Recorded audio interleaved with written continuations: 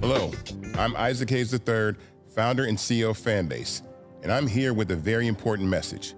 We are at a turning point in the Black community where we must have equity in the apps we use that scale to billions of dollars. But this time, we own the infrastructure, we own the culture, and we shape the future. And Fanbase is the future.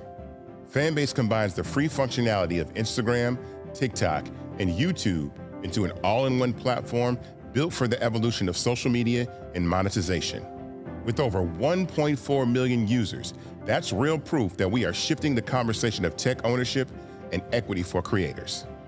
So right now, I want you to go to startengine.com/fanbase and invest today. The minimum to invest is $399. That gets you 60 shares of stock in Fanbase at $665 a share.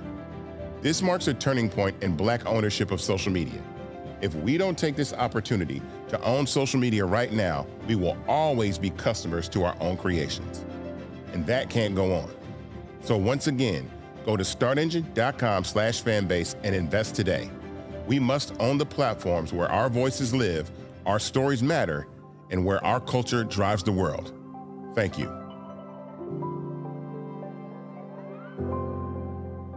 Folks, Black Star Network is here. Hold no punches. I'm real revolutionary right now. Black power. Support this man, Black media. He makes sure that our stories are told.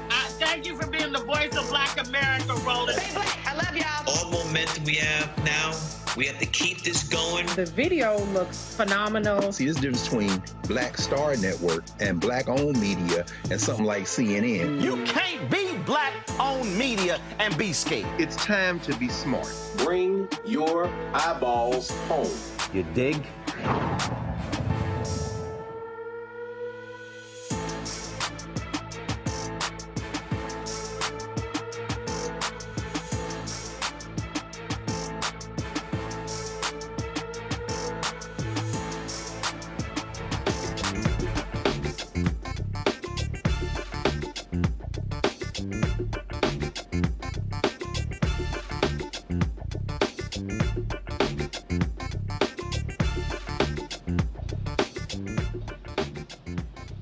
Hey, folks, today is Wednesday, October 29th, 2025, coming up on Roland Unfiltered, streaming live on the Black Star Network. We're live here at Afrotech 2025 in Houston, the Georgia Brown Convention Center. Lots to talk about. You'll hear from Stacey Abrams talking about the good and the bad of AI. Joteka Edie talks about why we need to be involved in tech companies and Silicon Valley. Ron Busby, who leads the U.S. Black Chamber, talks about Black business in this day and age, being able to own Black businesses in technology as well. Plus, we'll hear from some Tennessee State students who are involved, Tennessee State University. Those students are involved in some startup companies as well. Plus, the mayor of Baltimore, Brandon Scott, he's actually here at Afrotech in Houston trying to take some business from Houston. What is wrong with him to go back to Baltimore? We'll talk to him. We'll also talk with the co-founder of Blavity about this conference. Plus, there's a jury verdict in the Sonya Massey trial. The white cop who shot and killed Sonya Massey will tell you what that jury has decided. Folks, it's time to bring the funk on Roland Martin Unfiltered on the Black Star Network. Let's go. He's got it. Whatever the miss, he's on it. Whatever it is, he's got the scoop, the fact, the find. And when it breaks, he's right on time and it's rolling. Best believe he's knowing. Putting it down from sports to news to politics. With entertainment just for kicks, he's rolling. It's on go, y'all. It's Roland Martin, yeah. Rolling with Roland now. He's funk, he's fresh, he's real, the best, you know he's Roland Martin now.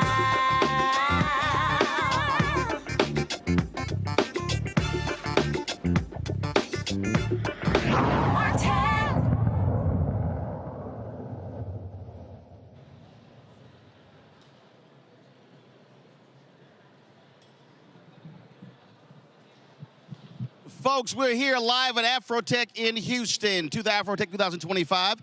It's been a real busy day. It's a lot we got to talk about. Let's get right to it. Joining us right now is the mayor of Baltimore, Brandon Scott. Mayor, how you doing? I'm good, Uncle Roland. How are you? I'm doing great.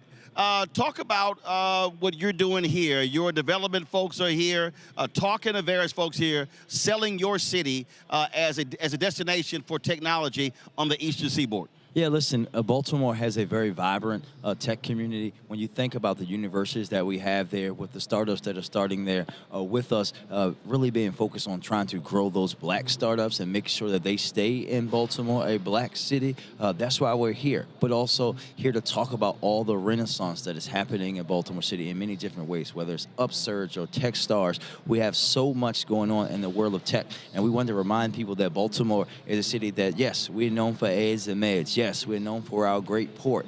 We also are a tech hub and want people to know that we're going to continue to invest in and grow that in our city. There are some core things that businesses look at. They look at crime, they look at education, they look at access. And so you've really been emphasizing the dramatic drop in crime and really the resurgence of Baltimore. Yeah, when you're talking, as you and I are talking today, Roland, Baltimore has the fewest amount of homicides on this day in any year on record. And that's still too much for me. I want us to continue to drive that down. We're talking about a 40% reduction over the last 4 years, a 31% reduction from last year, which is a historic low. We're going to do that. But we're also making the investments into our education system. No city in the country has built or renovated more new schools over this past few years than Baltimore, right? 12 in my time in office, soon to be 13 and 14 in the months to come. That's what we're talking about, those historic amounts of investments that we're making into our communities, in particular, black communities that were disinvested in on purpose. There has been no better time for people to get in on the black renaissance in Baltimore. All right, and the point here is that if you invest in people, then you're going to see what happens. John Hope Bryan always says, you don't see riots in neighborhoods with a credit score of 700 or higher. So when you invest in housing, when you invest in education, when you invest in resources, then you're going to see that decline in crime. Listen, yes, we know that when you look at any city, when you see where there's crime, you see disinvestment. And we have to be very importantly raise this. It was intentional disinvestment. Folks didn't just wake up and say they don't want stuff in their neighborhood. Their neighborhoods were redlined. My city is the birthplace of housing redlining, and that's why we're going through legislative and policy efforts to undo that as well by investing hundreds of millions of dollars into housing projects that will stall, and we even have a $3 billion 15-year plan to eliminate vacant housing in Baltimore City, all while continuing to implement my comprehensive violence prevention plan to drive violence down in Baltimore. It's got to be driving your haters real bad, because they were talking trash, trying to term limit, all this sort of stuff. They were predicting you were going to get blown out. You got some right-wing media folks always attacking you. And so clearly you must sit here saying, God said, I will prepare a table in the presence of my enemies. Well, listen, there's nothing that I like better than pressure. And one thing a hater is going to do that is hate. But when you're working for the people, when you're working for the folks that have not, when you're working for the folks that have been ignored and put down upon and everything else, those who have historically had the power, those who sat in rooms rolling and deciding who the mayor of Baltimore was and put their thumb on what that person can and can't do, they're not just going to give that up. So for them to be attacking me every day, it's not about me. It's about attacking someone who does not owe them anything, someone who will not just say yes to them because of who they are, and someone who's always going to do what's right by the people. And that's what people fear. They fear people who do not fear them and will not carry out their will and will represent the masses of people in my city. So I wear it as a badge of honor. And how does it feel to have a mayor from Baltimore, have a governor who's from Baltimore, who cares for the city, who's a Democrat, as opposed to having a Republican governor who was always attacking Baltimore? It's like night and day. It took about 8 months for the former governor to actually meet with me. I talk to my governor every day on the phone, at least, right? I don't have to worry about whether he's going to be a partner in the work or he's going to be attacking the city. He's going to be a partner at that table every day of how we can make Baltimore the most successful we can be. Because as he would say if he were talking to you, in order for it to be Maryland's decade, it has to be Baltimore's time. All right, then. Well, Mayor, it's always good to see you. Keep doing your handling your business. And I hate the fact I was not in town when my Texans played the Ravens. It's okay. You listen, that only happened once in a blue moon. Just remind Texans don't get out of hand. But Lamar is back. So holler at us in January when the weather breaks. We'll do that. Mayor Brandon Scott, I appreciate it, my brother. Thanks so much. I appreciate it. All right, folks, we're going to slide the mayor out. We're going to slide in a couple of folks who I know very well. Native Land Pod, you've got Tiffany Cross, you got Angela Rye. They over there giving hugs to the mayor and everything, so go ahead. That's right. Go ahead and seat them. Hi, Ro. Hey, what's happening? You look great. I'm just chilling. I love the outfit. You know, I'm just, look, I checked the weather, so the temperature dropped by 20 degrees from yesterday. Yes. So I said, let's go break out the Kente. Thank you for welcoming us to your hometown of Houston. Born and raised here, baby. One thing Ro gonna have is a dashiki outfit on. Yes. And this, of course, was custom made in Ghana, so this ain't no regular dashiki. I love it. Oh, Lord. Oh, Lord. All right, what y'all doing here? We had a panel. We partners with Google, and so we just had a great roundtable with them. And we also were on the main stage earlier talking about Native Land Pod and how we're meeting the moments and just enjoying Afrotech. Really got to connect with some amazing young black folks doing amazing things. So it's been great. First time here? First time at Afrotech? Yes. You're first? This is not my first time at Afrotech, but it just feels good right now. Like, this is energy that we're not feeling in the country. So for them to descend on Houston in this way, something you care very deeply about. Of course. With all of this black melanin magic, I'm happy. Well, yeah, I mean, first of all, listen, there's a whole lot going on. Of course, we know upwards of 400,000 black women who've lost their jobs. Black unemployment, especially for black men, is much higher under Trump than it was under Biden-Harris. You see the constant efforts to defund Black America in every way. And we've always talked about this here in our group chats and personally, that this is a moment where black folks must be unified, must be working together, and must understand how we must organize and mobilize. And conferences like this allow for the collaboration and the conversation back and forth to know who's doing what and how we can partner. Well, I want to say to you, Roland, on that note, because something that we can celebrate you for is any place black folks gather, Roland Martin, unfiltered, is there. He is pulling up with his Roll-mobile. But it really does. We had a NABJ member pass away, and Ro live streamed the funeral. So it was just a moment. I don't think there's ever been a place where there's a large enough black gathering and you have not met the moment. And I know it's exhausting. I know it's a lot of work. This setup, I don't know if the home audience can tell, but this is an expansive setup. It costs money to do this. So let's get one of the remote cameras. A wide and let's shoot shot. it from this side over here, Anthony.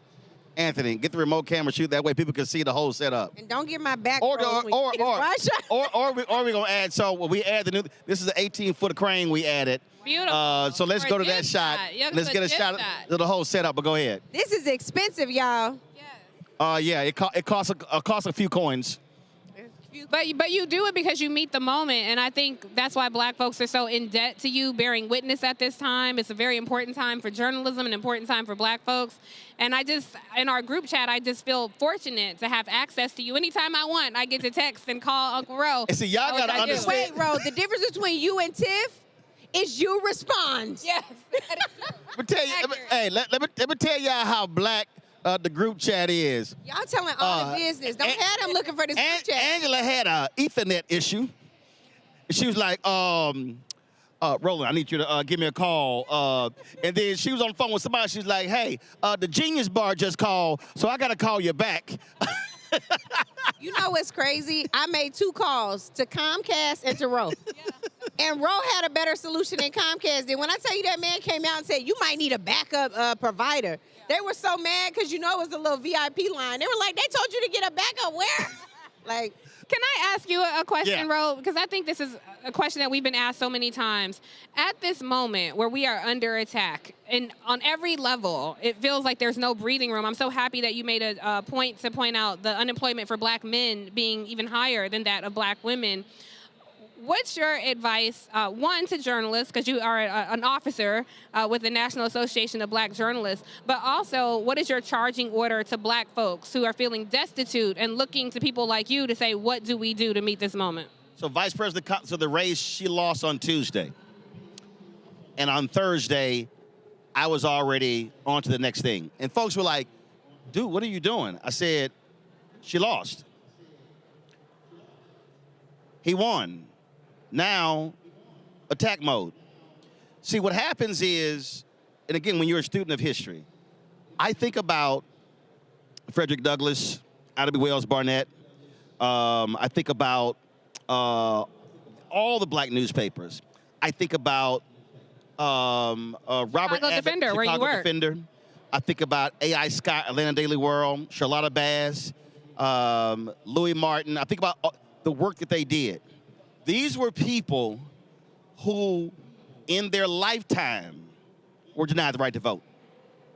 Ida B. Wells Barnett, the reason there is not a copy of her newspaper, her paper was firebombed. They blew up her office, and there was a bounty on her head, and she was still writing about lynching. So when I see folk today, with all that we have, and even though these are tough times, I go, wait a minute. This is absolutely not the moment to quit. Because if some folk before us quit, we couldn't even be sitting right here. And so I've got 2 of my nieces who are running around here working with my show. And then my other little niece, she's sitting over there. She just graduated from law school. She just passed the bar. Hey, congratulations. Chloe just passed the bar. Come on, your hair's half combed, so I'm gonna come show you.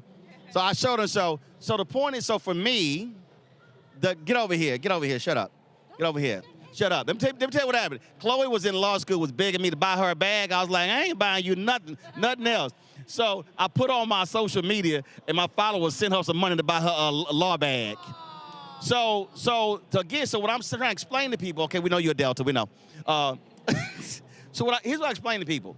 The fight is for my 9 nieces and 4 nephews. Yes. So that's how we have to be thinking and operating. And so if we're sitting here just so frustrated and so sad, then you can't focus on work.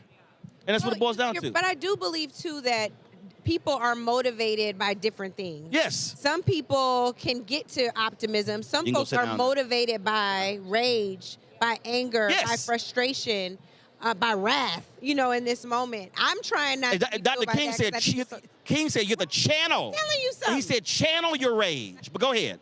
Go ahead. It's a flow. It's not flowing right now. All I was going to say was, for some people, that rage is so destructive that they can't get to anything productive. I'm one of those people. I had to repurpose the energy into something more positive and spend more time around our community members who are solving these problems every day. And some of them in the South, like where you're from here in Texas, are like, child, we've been in fascism. Y'all just now joining, not even the party, but joining, where we've been. The problem is, and I think that this is the one urging that I would have for people in the South, is to say, you had some place where you could appeal, though, for cover. That's gone. Right? It was fascism in the South, but you could appeal to the federal government, even in some degrees under some Republican administrations. Right. It is now being handed down from the very top. That's different. But this is where we have to remind people, this is what happens when you check out. This is what happens when you are so frustrated. You say, well, I don't like what you did in dealing with Gaza. And that's a huge issue. But the reality is there were black people who saw what America did in partnering with the racist apartheid regime in South Africa. Yeah.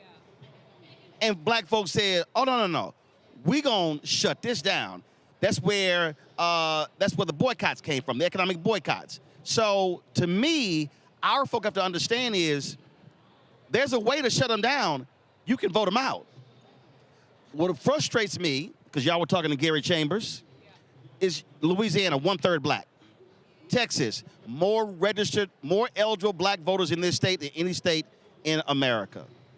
When you look at some of these other states, Georgia, 1 million black folks who didn't vote in November. 616,000 who didn't vote in North Carolina. And so we got to get folk to understand that if you check out, don't vote, you are guaranteeing they're going to be in power. I want to make it hard as hell for them to win. Now here's not the easy. Thing, and I'm not defending folks who have sat out at all, but we have to find a different approach. That approach is not working. No, we've been trying to shame people into voting. No, not shaming. Not shaming. Not you, but I'm saying that has been a tactic. But what I want us to do though is to say, if you don't like so and so, like there's a black woman named Karen Whitsett in Detroit. She's missed 76% of her votes. Cats running against her. What I keep saying is, if we don't like somebody, primary them. Yeah. Run against them. But see, that's the other piece.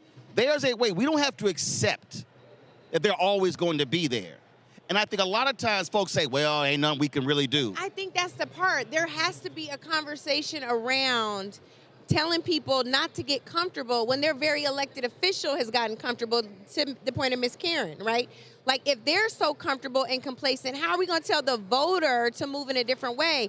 I'm just saying the way that we have the conversation, I believe, has to shift, because all I'm watching is our results. It has not been effective, and I'm like, I didn't need anything else, but my point of privilege is I went to vote with my parents every election. Right. There are a lot of folks that didn't have that experience. So Your mama was a poll worker. Yep, And absolutely. I'm not talking about a stripper. I'm talking about at the actual ballot box. Precinct judge. I'm trying to make sure they clear. She was the judge. She was the judge. Oh, the judge. I'm sorry. Your Honor. So I did an interview a little bit earlier, and somebody asked me about this, and I keep saying, and again, we're a technology conference, and this, I think, is a mistake that we made. We assumed that this and this can replace door-to-door. So the problem with this, if somebody says, I don't know what none of this stuff means, I can't explain it to them with the text blast. I got to talk to them. I said, so we literally have to go back to where we are studying our precinct turnout to see who voted, who didn't, and it's public data, and go door to door. What I've said to alphas, to AKs, to deltas, let's stop having these large get out the vote campaigns. I said, no, have targeted focus where we're going to hit these 5 precincts and these 5 precincts. I've said to Prince Hall Mason, there was an event in D.C. where folk get dressed up, wearing black and white in the aprons, marching. I said, where are we marching?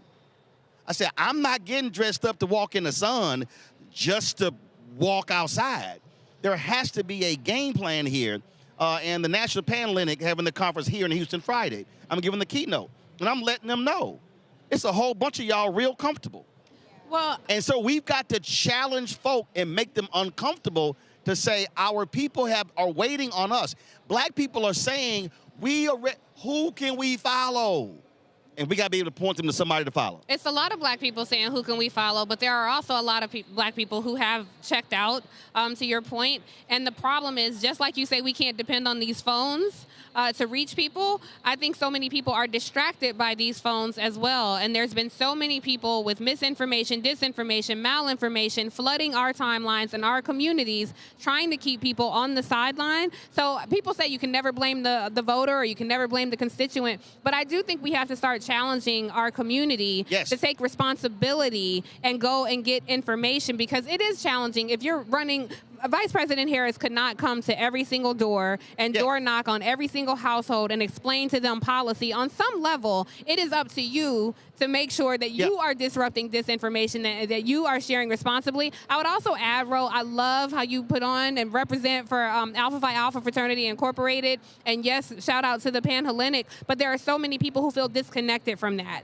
They're not in a Greek organization, and that says something about black elitism to them, which they feel triggered by. So we have to figure out how we can bridge that divide as well, actually, challenge them to be more curious. It's an easy bridge. What is what it? I've said to Alpha and the other 8 is, if they never see you, they don't know you. But also, why are we talking at people and not listening? Yes. I spent more time over the last several months just listening. It was hard sometimes, but I just wanted to hear where the breakdown was. We literally come to our folks and we're like, why are you only talking to black people about their buying power, they're being consumer? We do the same thing around elections. We're going to talk to the voter, not the person who has the issue, not the person that should be engaged in advocating at every level of government. I think that's another really significant breach. But you can't listen to people if you don't create the avenues where they can talk. And so that's why I've been a huge advocate of, we got to get back to citizenship classes called City Hall 101, County Government 101, School District 101, and walk folk through the whole deal. And so that's going to be on Black Star Network. Well, no, look. I like it. Gary's doing that in Louisiana. I said, Gary, make sure y'all record it, y'all live stream it, and absolutely. But that's the stuff that I think we have to get back to. I say you can take new school, but old school stuff still work too.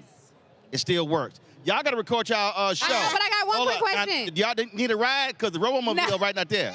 We might need one. We Just might walk need on one. out there and tap on the door. Deshaun will take you. Thank you. We about to do that for real. I want to ask you about your studio space in DC. It's as expansive and expensive as this set looks. You also have a wonderful studio space, and it is large enough to be able to host a town hall. When is the Roland Martin town hall going to happen? So we're working on that. I wasn't going to do an election night show next week. I am. Next Thursday, I am doing a special with Bishop Barber on white Christian nationalism. And so we're working on that. But then, yeah, we can fit about 75 to 80 people in there. So that's the next thing that we're working on. We working on it. Congratulations, Ro. This is Roland Martin, yes, and he was one of the first people to put Angela and I both on television, and you have always poured back into the community. You don't ever want to be the only. You make avenues for all of us, so we just want to say we love you and thank you for all your work. Turning your essay, Ro. Bye. Okay. Yeah, okay, there you go again. All right. All right, we're going to take a quick break. When we come back on Roland Martin Unfiltered, we'll talk with one of the co-founders of Blavity, talking about this conference and what it means. You're watching Roland Martin Unfiltered right here from Afrotech 2025 in my hometown of Houston. We'll be right back.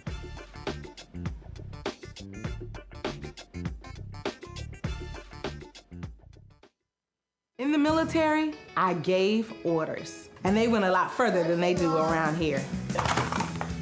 If there's one thing I've learned as a mom and foster parent of more kids than I can count, investing in their future isn't a choice. In Richmond, I'll fight for Stafford's fair share for our schools. Smaller class sizes, better teacher pay, and more vocational training. I'm Stacey Carroll, and I'll fight to get our kids' future in order.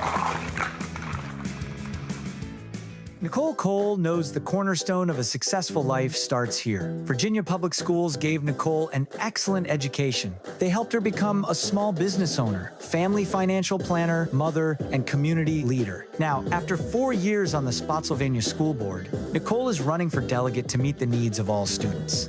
As our delegate, Nicole will fully fund our schools, raise teacher salaries, and help graduating students stay in our communities. Nicole Cole for delegate. For us, for our future.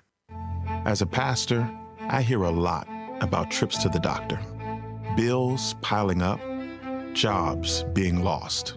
So as your delegate, I went to work writing laws that protect families, helping parents care for their disabled children, capping insulin costs, lowering prescription prices, and investing in our police and schools. I'm Josh Cole, and as your delegate, I'm working to keep us strong and safe. I'm Bishop T.D. Jakes, and you're watching Roland Martin Unfiltered.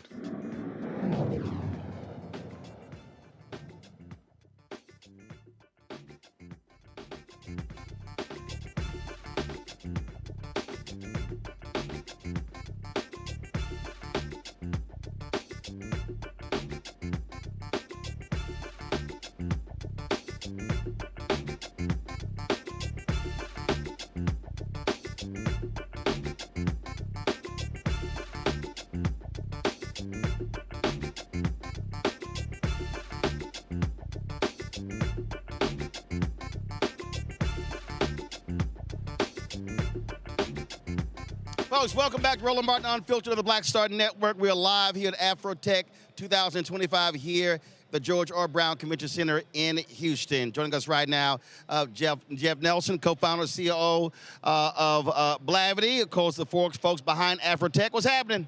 Roland, thank you so much for having me. I'm happy to be here, happy to have you here. This is amazing. Glad to be here. It's a whole lot of blackness around here. How many people have registered? So this year, we're expecting between 30 and 40,000 people here in Houston all week for Afrotech. 30 to 40,000 in Houston. In Houston, across the city. Here at Afrotech, we've got about 15,000 at the convention center that are in sessions, getting certifications, learning labs, all of that. So across the city, we're going to have even more. So see, the reason I asked that question, that's like when they say, oh, yeah, it's about 40,000 at the frat convention, only 8,000 registered. Well, you know. Well, I'm glad you asked that question, because let me say this. So what ends up happening is a lot of people say, I'm coming to Afrotech, and then they get their flight in their hotel to Houston. They don't buy a ticket to the conference, but then the 15,000 here, they say, oh, we're having a great time.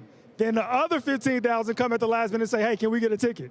So we got 15,000 now. We're expecting the other 15,000 that are in the city to come here to the convention center. Yeah, but you need the other 15,000 to register on time and actually come to the conference. Buy your tickets early. Yes, get your tickets early. For folks, now we live stream a couple of sessions earlier.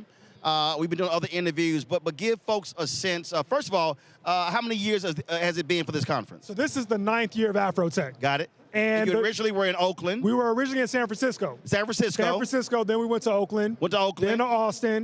And now we're here back. And how many years you been in Houston? So this is our 2nd year in Houston. Gotcha. And so you mentioned, what are we doing this year? The theme of this year's conference is building what's next. So we're talking about AI, of course. AI is the great disruptor. That is doing a lot of good, but it's also giving people a lot of pause, a lot of job loss because of AI. So a big focus of this year's conference is not only how do we educate people on about what AI is, but how do we prepare them to use it to level up and prepare themselves for the future. Now, just give folks who don't understand the breadth and depth of the conversations that are taking place here, main stage and also breakout sessions. Yeah, so we were very excited earlier today to have Stacey Abrams help kick us off. I know you had Mayor Brandon Scott on earlier. He is going to be on stage tomorrow as well. We're going to have the CEO of Microsoft AI, Mustafa Suleyman, is going to be here. Astro Teller from Alphabet's X, their Moonshot Factory, is going to be here. We had John Wall just put on a great session with the NBA and their partners as well. So we have a range of great dynamic speakers, and all the conversations are very, very substantive. One of the things that is happening, obviously, we're seeing dramatic cutbacks all across the country. We see the attacks on diversity, equity, inclusion. How has that impacted this conference this year compared to last year? So that's a good point. And I will admit, I'll be very, very candid. At the beginning of the year, when all these rollbacks started to happen, we were nervous. And we had to have some conversations with our partners and our sponsors about, one, would they show up? And then two, could they show up? And could they do so in a way that felt authentic?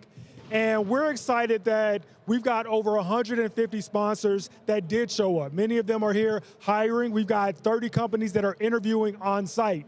And the feedback that we got from a lot of them is that whether we call it DE&I, whether we call it something else, the fact still remains that the data suggests that we need a workforce that is representative, that has people from all different kinds of backgrounds, so they're here. But the second point I want to make is that we understand at Afrotech that this conference, while recruiting and hiring is a big part of it, an even bigger part of it and what we're focused on this year is innovation.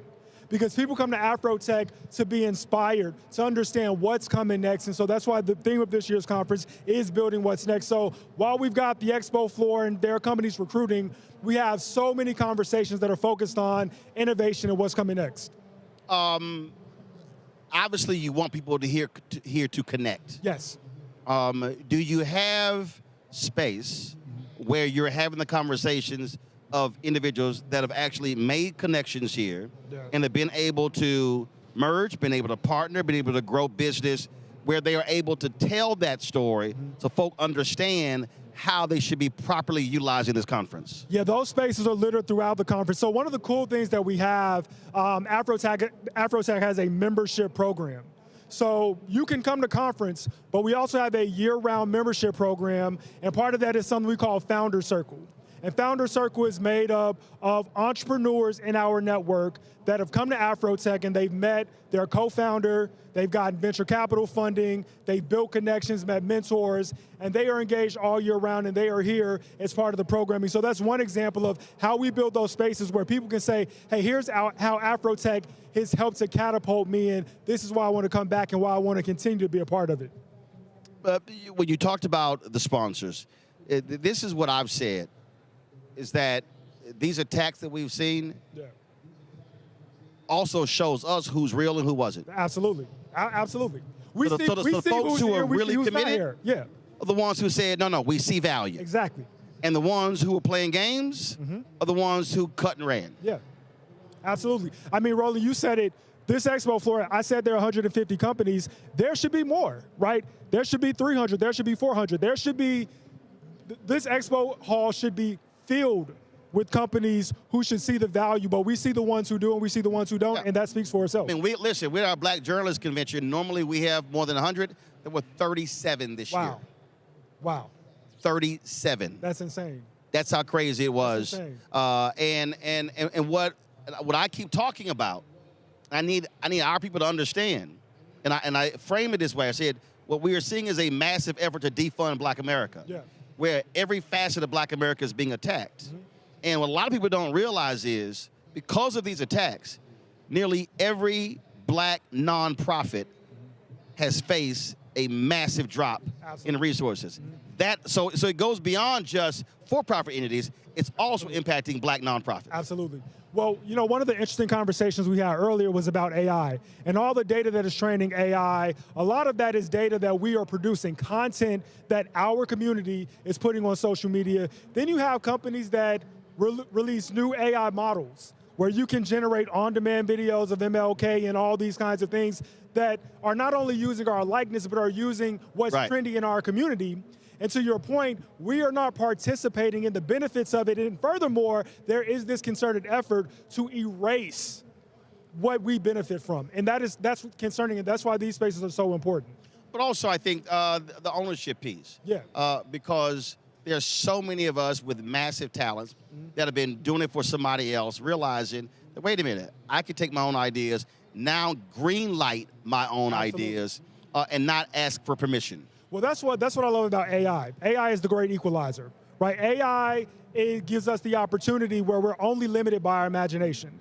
And some of the most imaginative people I know are people in our community, are Black people, are diverse people, are underrepresented people. And so if Afrotech can be a platform and continue to be a platform that educates, but not only does that, gives the connections and the capital, the community, the funding that our community needs to take their imagination and make a reality, then that's how we can take back economic empowerment that we so desperately need. Well, and on that particular point, Stacey talked about it as well. When we speak about AI, we speak about Chat GPT, and frankly, it's bias, if you will, that where we're devoid of it. When we are also utilizing these tools and infusing them with our information, we're also altering AI. Yes. That's very, very true. And that's why it's so important to understand how it works, right?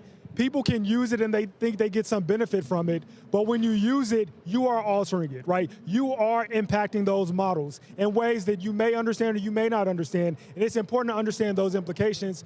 And so that's why, you know, my background is in AI research and development. And I think that AI has a lot of benefits, but if we don't have some serious conversations about ethics in AI, about regulation, about governance, but also about public policy. Because one of the things I'm passionate about is if AI is going to be displacing all these jobs, if we're talking about AI agents, which, you know, I'm passionate about, I think the idea that AI can help to automate a lot more of the work that we do, especially white-collar work, especially work that happens in an office setting. If we can reap that benefit, we also have to have a conversation from a policy standpoint about what is the responsibility of government and public policy to ensure that people are made whole. And so that's why I'm excited, why we, you know, Stacey Abrams, obviously she's known for her efforts with voting rights and many other things, but also having Mayor Brandon Scott, among other elected officials who are here to talk about some of these things alongside business leaders like CEOs, Mustafa of Microsoft, AI. So it's important that we have these conversations because we have to have a 360 approach to this. Absolutely. Well, Jeff, it's been fantastic thus far. Of course, we'll be broadcasting tomorrow as well. Where are y'all next year? So we'll be back here in Houston next year. So next year, they ain't crazy. Next year is the 10-year anniversary of Afrotech. So we'll be back here again. I think we'll make an official announcement on stage. I don't know if I mean the cat's out of the bag, but we will be back here in Houston. There's more people watching who's going to be in that room. Go ahead and make it right now. You good. You good. So we'll be back in Houston next year. And to those, like we talked about earlier, we got the ones who are here at the convention center and the ones who come to the city and then they get their ticket late. Buy your early bird ticket. Buy it as soon as they drop on Friday. Make sure you buy your ticket, reserve your spot. We'll be in Houston, Afrotech 2026. 10 years we'll be celebrating, and we're looking forward to it. And Jeff is not going to do this. I will. to all of the sponsors this year. We appreciate y'all being sponsors. And I'll be looking at the list next year to see who's here and who is not. And I'll be calling names. Jeff, don't worry about it. I got this here. You ain't got to worry about this here. You step out of here. I can handle that. But I believe in doing a roll call because there are people who want our black dollars, but then who don't want to have an ROI and invest in our black organizations and our black businesses. You preaching now. So I'm letting all y'all know, I'm going to have a booklet. I'm going to be checking to see, because you know I'm already go back and check to see who was here last year. Oh, yeah. I know and who's here this year. Oh, tomorrow was going to be a roll call. You know. I already know. All y'all who were here last year, and you're not at Afrotech this year, I'm calling your name tomorrow. I'm just letting y'all know. I love it. So Carol, everybody in the control room, look for my email to pull logos. I'm just letting y'all know. See, that's how I roll. I appreciate it, Roland. Thank you so much for being here, man. I appreciate it. Thanks a bunch. Very much. Thank you. Folks, we're going to go to a break. We come back, lots to hear from. We're going to hear from Stacey Abrams. We hear from Tennessee State University students who are here getting some advice for their projects. We'll be here from Ron Busby, the U.S. Black Chamber, Inc., and so many others. Some great conversations right here, Roland Martin Unfiltered on the Black Star Network, live at Afrotech here at the George R. Brown Convention Center in my hometown of Houston. Back in a moment.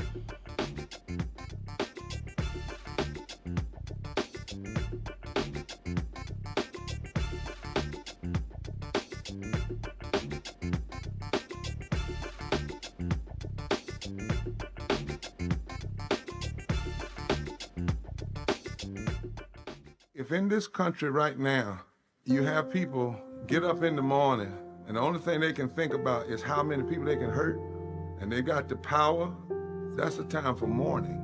For better or worse, what makes America special, it's that legal system that's supposed to protect minorities from the tyranny of the majority.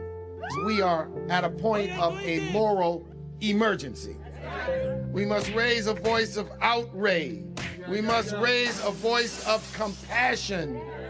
And we must raise a voice of unity. We are not in a crisis of party versus party. We are in a crisis of civilization, a human rights crisis, and a crisis of democracy itself. And guess what? You've been chosen to make sure that those that would destroy, those that would hate, don't have the final say, and they don't ultimately win. This is Eric Dickerson, and you're watching Roland Martin Unfiltered.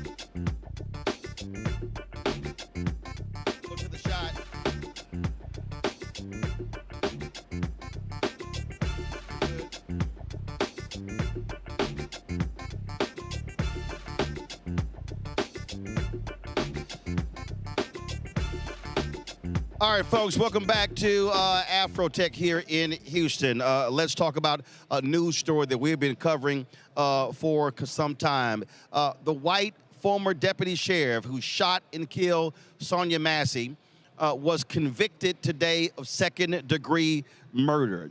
The primarily white jury found Sean Grayson guilty of second-degree murder. Now, keep in mind, they had the option of first-degree murder and second-degree murder. That was given in jury instructions. He was found, he was acquitted on first-degree murder, but found guilty on second-degree murder. Massey died on the same night. She called the police for help.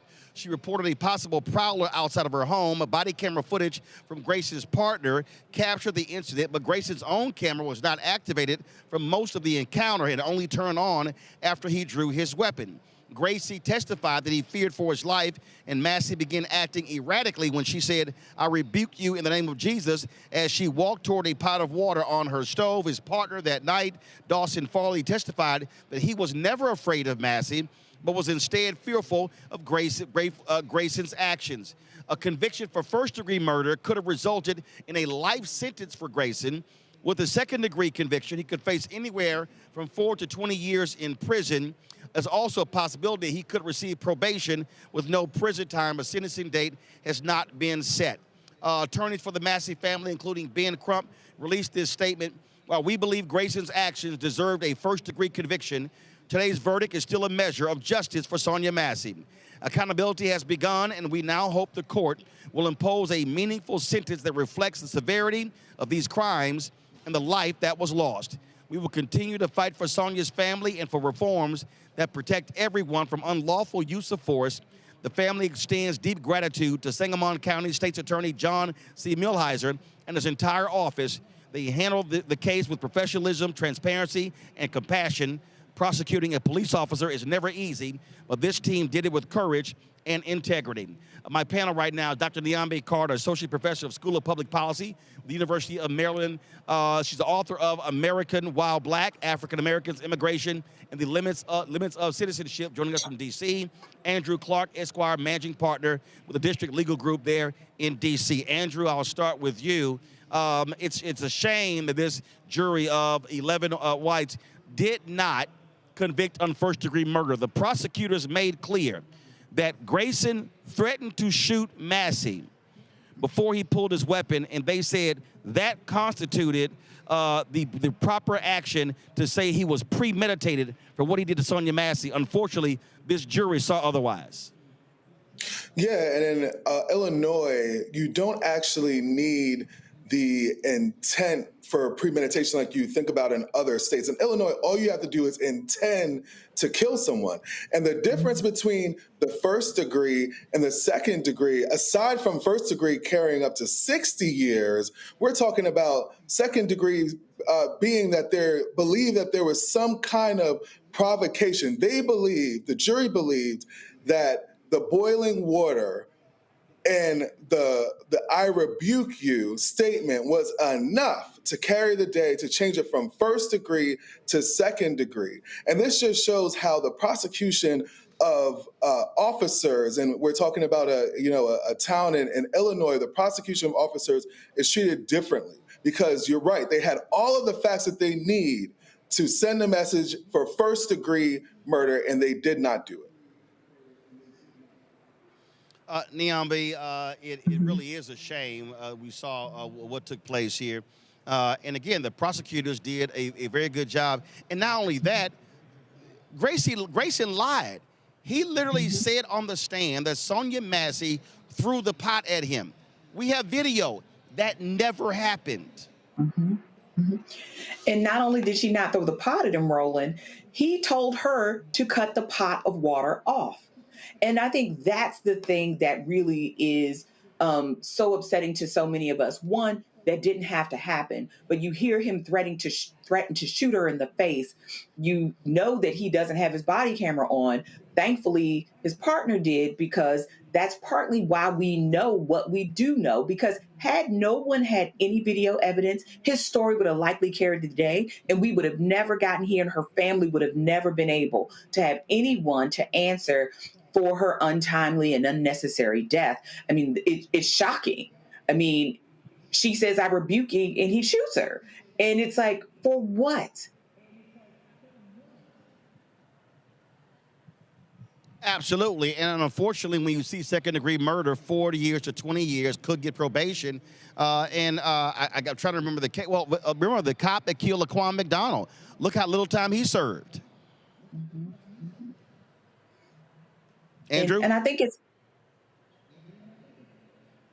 Yeah, and that's something that is very concerning here, because you're right, Roland. We're dealing with a crime that if he was convicted of first degree, the judge would have no discretion on 20 years. We'd be looking at 2 decades. But now we have the fear that now this judge in this town in Illinois could give him 4 years. He could be back on the street in less than 5 years. And that is disturbing, especially because the entire country has seen this video. And when I first watched the video, I was brought to tears because I just could not believe that this woman was killed in her home while holding a pot in her kitchen.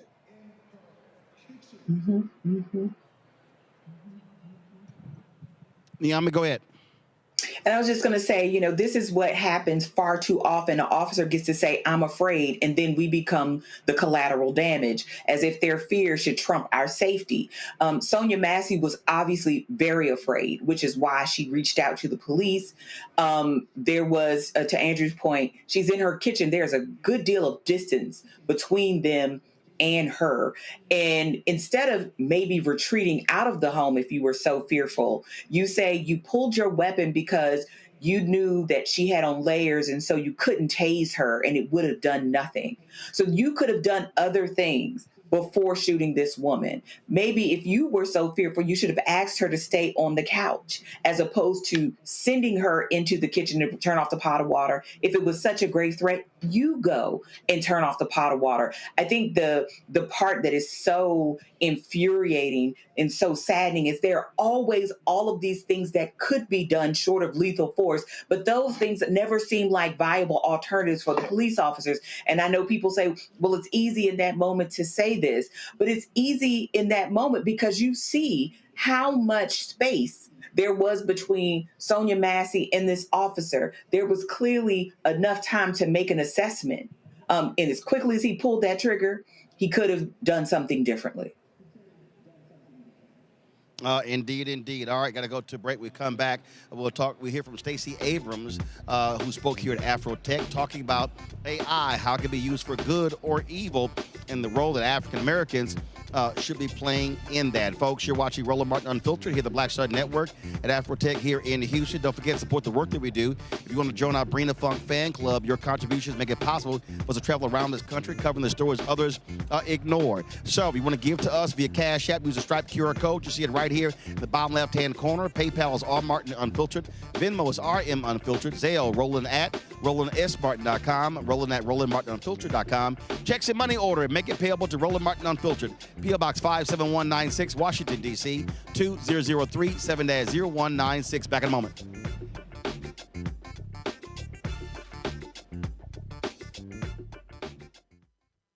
This week on A Balanced Life with Dr. Jackie, we're continuing our series of putting in the work, A Chef's Journey. Are you an aspiring chef? Someone who already has a business, trying to figure out what your next steps will be, who to talk to, and how to get there? Well, on this week's show, our great guests and wonderful chefs will talk to you about what it means to discover your purpose, your why of being in the kitchen, and then knowing how to put a business together. The menu controls everything. The menu determines everything. But the business plan is where you have to go back to. When you get into the business, at the end of the day, you know, social media and TV, all of that stuff is cool, but you still have to run a business. You still have to be in relationship with people. That's all next on A Balanced Life with Dr. Jackie here on Black Star Network.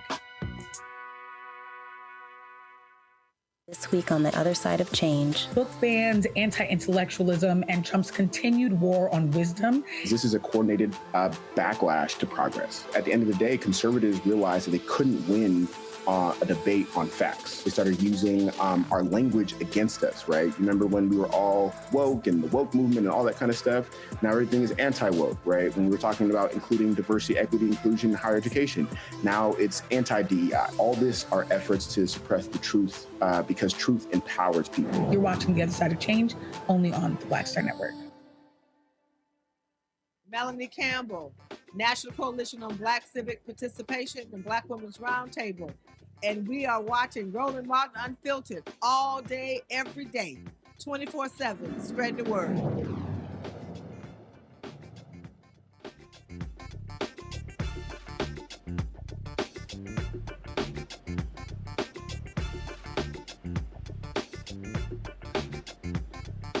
All right, folks, one of the major speakers today here at Afrotech was Stacey Abrams, of course, who ran twice for governor of Georgia. She's been involved in a number of voting rights groups as well. She and I sat down for a conversation. Check it out. Stacey, somebody's probably asking, what the hell are you doing here in Afrotech? Well, I am with my people. I recently wrote a novel called Coded Justice that focuses on the intersection of AI, DEI, and veterans healthcare. And I really wanted to explore the conversation about what does DEI mean for our communities, but what does it mean as part of the larger evolution of our society, and what does it mean for democracy? And Afrotech is the place to be. Where'd the idea come from? So it really started for me when I was watching the attacks on DEI, and at the same time we were hearing about how AI was evolving and how much it would mean to the future of society. And I wanted to think of a way to connect the dots for people who see them as separate conversations. But we know that if DEI is not embedded in how we think about how we build the world, then too many of us are going to get left out and left behind. And AI as a technology has the ability to really revolutionize who we are and how we are served, but not if it can't see us, and worse, not if it is weaponized against us. And there's no community that more reflects the importance of both DEI, but also of a government and a society that takes care of its own than thinking about our veterans and what happens with their health care. During the session, we live streamed it. You talked about there was an initiative that utilized AI and DEI, and that frames it differently. Explain that. So I was referencing on Labor Day, this administration announced that they are doing a pilot in 9 states where they are going to let AI help make decisions about our health care for Medicare patients, meaning the elderly and the disabled. The issue is that a few weeks later, the same administration said that it is unlawful to use AI to use DEI to train AI models, meaning you have the responsibility to serve a population you can't understand. Because what we know is the folks who are creating this are largely white. And so therefore it's being defined through a white prism. Well, most of our research, I mean, we know that in healthcare in particular. Wait a minute, how the cameras on these devices are set, and it's not built for our skin tone. It isn't. And so we know, so Joy Bulamwini is this amazing doctor who wrote a book called Unmasking AI. And she really explored the issue of what they refer to as algorithmic justice. That might sound esoteric until you realize your grandmother may not get health care because the Medicare decision about whether she gets a certain treatment is being determined by someone who doesn't understand that Black women have a higher likelihood of some type of medical issue, that Latino men face certain issues. If we can't understand the population you're serving, how is that service going to be valuable, especially when it comes to healthcare? And so the work that I've been doing, especially using coded justice as a point of entry, is about how do we make sure we understand this isn't just sci-fi, this is our everyday. Right. Well, it's sort of like when the NFL had racism embedded in how it provided coverage to former athletes who had injuries. Yeah. They was literally, the Black athletes, they're not as smart. I mean, it was literally in the medical decision as to grant who gets coverage. The American Psychological Association recently, I think, apologized for its refusal for many years to understand that its pronouncements about mental health had a racial bias. And we've got to remember, DEI is not just race. It is ethnicity, but it's also ability. It is whether or not you have mental illnesses. It's about whether you have physical disabilities. And if we aren't allowed to understand the majority of our population, if we can't navigate and research and learn, if information is denied, then the services provided are wrong. And one of the things you kept emphasizing, we have to take it upon ourselves to educate our own community about really how broad this is now being used. We did a story of a young man. They were utilizing AI, and the software thought that his bag of Doritos was a weapon. Yeah. I mean, we're now talking about, my goodness, cops could have been dispatched, guns drawn, and now we've got another situation of a young brother shot and killed because he had some Doritos. Exactly. Part of what we have to understand about the intersection of AI and DEI, AI is a technology. It is a tool. But the people who use the tools are what we have to be concerned about. You can use it for good, or you can use it for evil. Exactly. Tools can be used to build or destroy. And the information those tools possess determine the quality of the services they can provide. And when you live in a nation that right now is erasing information, is cutting research, is outlawing knowledge. I mean, just here in Texas, they just forced the ouster of the head of the Alamo, the association that was doing the Alamo. The Alamo Trust. The Alamo Trust. They forced her out because she said, we've got to consider the indigenous people, the enslaved who were part of what led to the Alamo. When she was forced out, not because she said anything wrong, but because she told the truth. Right. She was forced out because Texas Lieutenant Governor Dan Patrick is a MAGA idiot. He wants to deny the issue of race. Listen, Dan Patrick used to be a sportscaster at KHOU TV here. Grew up watching him. I used to debate him on a debate show here, and he's even crazier today than he was 20 years ago. He's down the lieutenant governor, and how our system works in this state, lieutenant governor is actually more powerful than the governor. And so that's what we're now dealing with. Yeah, and the reason I want us to think about these examples is that when you hear AI, it sometimes feels so remote or so much smarter than us. Sounds like Will Smith's iRobot. Exactly. And the thing of it is every day, but it's also part of a system. I've been talking about the 10 steps to autocracy and authoritarianism. There are 10 things that autocrats do, that authoritarians do, to seize power from a democracy. And among those powers, among those steps, is they gut government so it doesn't work. They fire people who aren't loyalists. They expand powers they don't possess. They use powers they possess to do things that are wrong. And if AI is one of the technologies they can use to leverage this power, we lose democracy even faster. But one of the core pillars is that they go after communities that they consider vulnerable.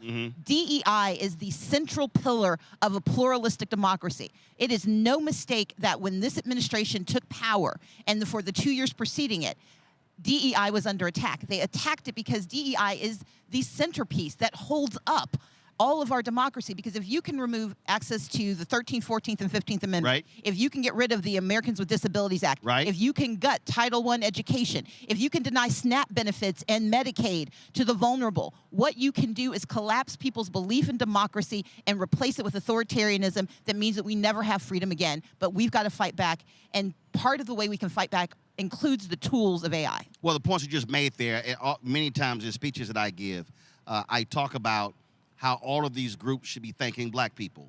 That if you're disabled and you're talking about the American Disabilities Act, you should thank black people. That's 64 Civil Rights Act. If you're a woman and you are an engineer, a doctor, and you went to one of these grad schools, Title IX. That's a provision of the Civil Rights Act. That's DEI. And unfortunately, when we talk about civil rights in this country, is so many people who want to define it as black, and the reality is we know what we fought for, but also, if you gay and you happy about same-sex marriage, you better thank black folks for that 14th Amendment Equal Protection Clause. And so what we're up against is, and what I framed it, specifically for us, I said, this is a massive effort to completely defund black America. They are attacking business, academic, nonprofits, social groups, the entire black infrastructure. That's what they want to take out or massively weaken. So I think you're absolutely right. And the reason I use DEI as well as civil rights. Civil rights is the way we describe it, but you also have to use the language, and you have to understand those who are attacking you. The reason they say DEI is that they were able to demonize the language to make us run away from it, but they know what they're talking about. Oh, Christopher Rufo was very clear. They said first with CRT, we want to put anything dealing with diversity under that banner. Exactly, and the reality is... Then it was woke the next year, then it was DEI. Exactly, but DEI has always been expansive. DEI has always contained all of the laws and the rules and the regulations that have made this country accessible, and you're right. Almost every one of those rules had to be created in order to cure America's original sin towards black people. But the reality for everyone else is to know that they start with us. They never stop with us. Right. They practice their harm on us. See, I think here's the mistake I think what happened with DEI when the attack started. And I was trying to combat as much as I could. The problem was there are many of us, we were framing it within, 75% of the DEI jobs are white folks. And I'm like, okay, those are DEI jobs. I'm like, first of all, guys, chief diversity officer was before that one. Before that, it was the community affair. I said, look, there's a long line coming from the 1960s. I said, the problem that y'all understand is all of the programming, all of the investment falls under that banner. Yeah. That's separate than that individual with a job title. Exactly. If you go to aprnetwork.org, we have an entire timeline of what is DEI. So if you read APR Network. APRnetwork.org. So it stands for American Pride Rises, because you're not going to take my pride from me, and you're not going to tell me that I'm not American simply because I don't look like what you expect. So American Pride Rises Network, so APRnetwork.org. We've got two things there. One, we have a timeline that lays out, just as you did, the history of how DEI came to be. And we know that this is the history they're using, because if you read Project 2025, everything they attack is everything DEI built. Right. But the second part is that we have, and this is one of the reasons I'm excited about Afrotech, we have a chatbot called Ediva, EDIVA, and you can ask them any questions about DEI. Because the reality is, as much as they may be railing against it, it's not illegal. You can't change the law with an executive order. You can't repeal a constitutional amendment with a tantrum. Which is why it's shameful with all these corporations going, well, since he signed it, we can't do this. It's not it. He doesn't, that applies to the federal government. Exactly. Not state, not county, not city, not school board, not corporation. And even his federal edicts don't work because he's covered by federal law. You can't repeal the 14th Amendment by saying, I don't like it. And so what we've got to recognize, and that's why we created APRnetwork.org, for people to understand what's under attack. You pointed it out. When Chris Rufo started with CRT, and we apologized, when he went after woke and we tried to defend, or didn't defend it, we tried to pretend we didn't use it. We have to stop letting them demonize our language, because when they can change your language, they can change your mind. And so that's our first job. And our second job is that if there are 10 steps to destroying democracy, there are 10 steps to freedom and power. And so the other website I'm going to give people is 10stepscampaign.org. That's the place where we are helping people understand what is our power and what can we do. And I want to thank you, because you've been railing about this, but also educating folks about the fact that they may be on the attack, but we don't have to be on the defense. We can be on the offense, and we can start pushing back and defending our democracy right now. We are here in Houston. I'm born and raised here. This state has the most eligible black voters of any state in the country. Next door is Louisiana. A third of that state's African American. Yet we look at turnout numbers, they're not what they should be. I have been, talking about railing, I've been saying our goal has to be a minimum 70% threshold. Because if we're voting at 70%, we're talking about tens of thousands, hundreds of thousands of votes could make the difference. Turnout numbers for black folks were not what they should have been in Georgia in 2024, in North Carolina in 2024. So what I keep arguing to our people, we actually can win if we're maximizing that power at the ballot box. But people have to believe there's something that it's worth it. And you and I both know it's not voter apathy, it's voter despair.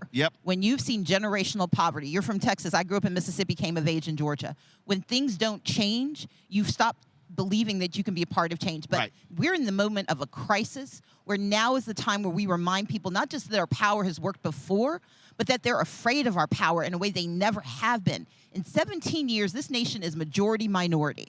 That means if we start working now, not trying to change the mind of the 77 million or trying to remind the 75 million why they voted the right way, but the 90 million who didn't think their voices mattered, but you do that by proving that democracy can work. So in the midst of destroying democracy, when they gut snap, when they steal from our children to pay for wealthy people to get their tax cuts, now is the time for us to step in and use this moment to explain to people, you may not be into politics, but politics is into you, and it is a stalker.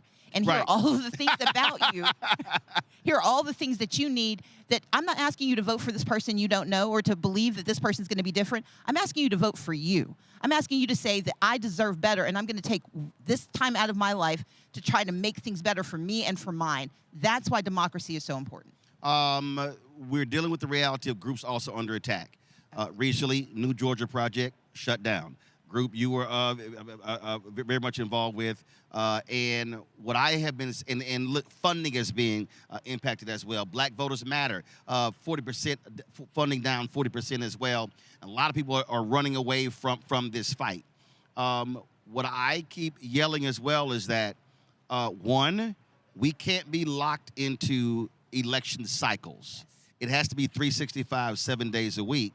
But we also have to keep these voter groups intact when the election is over, because whether you win or lose, you still need those folks coming to the city council meeting, the school board meeting, the county commissioners, the state board meeting. And that's the thing that drives me crazy there, is that we act like, oh, that's the end of the process. I can go back to what I was doing. I'm like, no. We need you. You got to stay in this thing. Exactly. So one of the steps in the 10 steps to freedom and power. So step one is commit. Step 2 is share. We got to share the knowledge that you have. We got to tell people what we're learning. They've broken our ecosystem of media and knowledge. We got to tell people what we know. Yep. Number 3, we've got to organize. Number 4, we've got to mobilize. It's not enough to say I'm Right. mad, but you talk about the Divine Nine all the time. How are we using our organizations to mobilize to solve problems right now? Because asking someone to vote in 2 years doesn't matter if they're hungry today. Yep. And then the next step, we got to litigate. We got to keep fighting. It is okay if we lose lawsuits as long as we are fighting them. Because you and I both know Thurgood Marshall lost a lot before Yep. he won.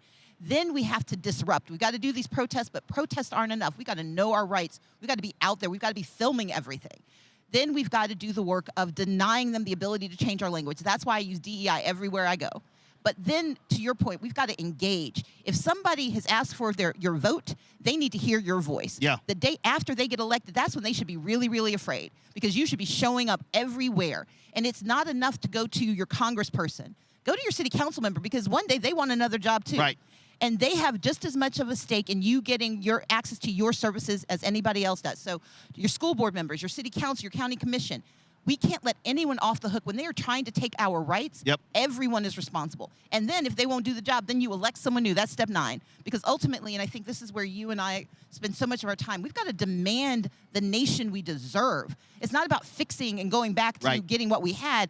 Clearly what we had wasn't strong enough. We now have to demand what we deserve for the next round. And with this Calais decision coming out on voting rights in the next 6 months, it is more important than ever that we start understanding it's not just power in D.C., it's power in Houston, in Atlanta, in Montezuma, Georgia, in Gulfport, Mississippi. It is power at the local level that will determine our future. Last question. So let's do this here. That's your camera right there. There's somebody who is watching this. Yes. And they're saying, Stacey, I hear all that. I stood out there in Georgia, and you didn't win. And Kamala didn't win. This person for school district didn't win. And I'm tired. I want to go line dancing.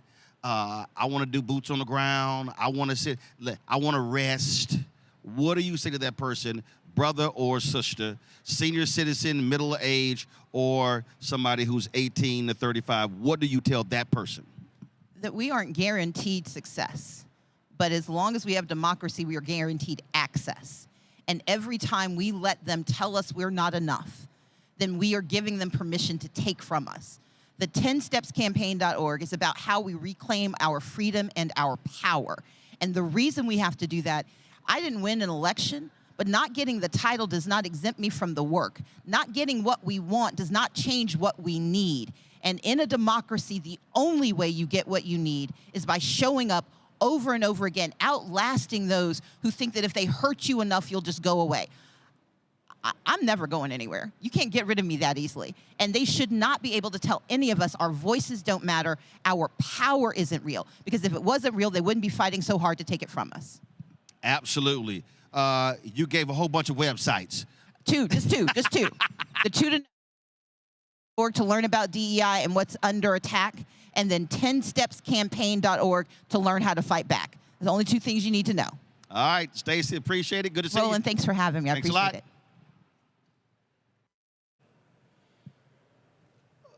Neil, I'm going to go to you first. The point that she made there, the role that we have to play in terms of educating ourselves and our people regarding AI, it's one thing to just sit back and say, oh, my God, it's going to take us all out. But education, empowerment. Look, Kathy Hughes always said, information is power.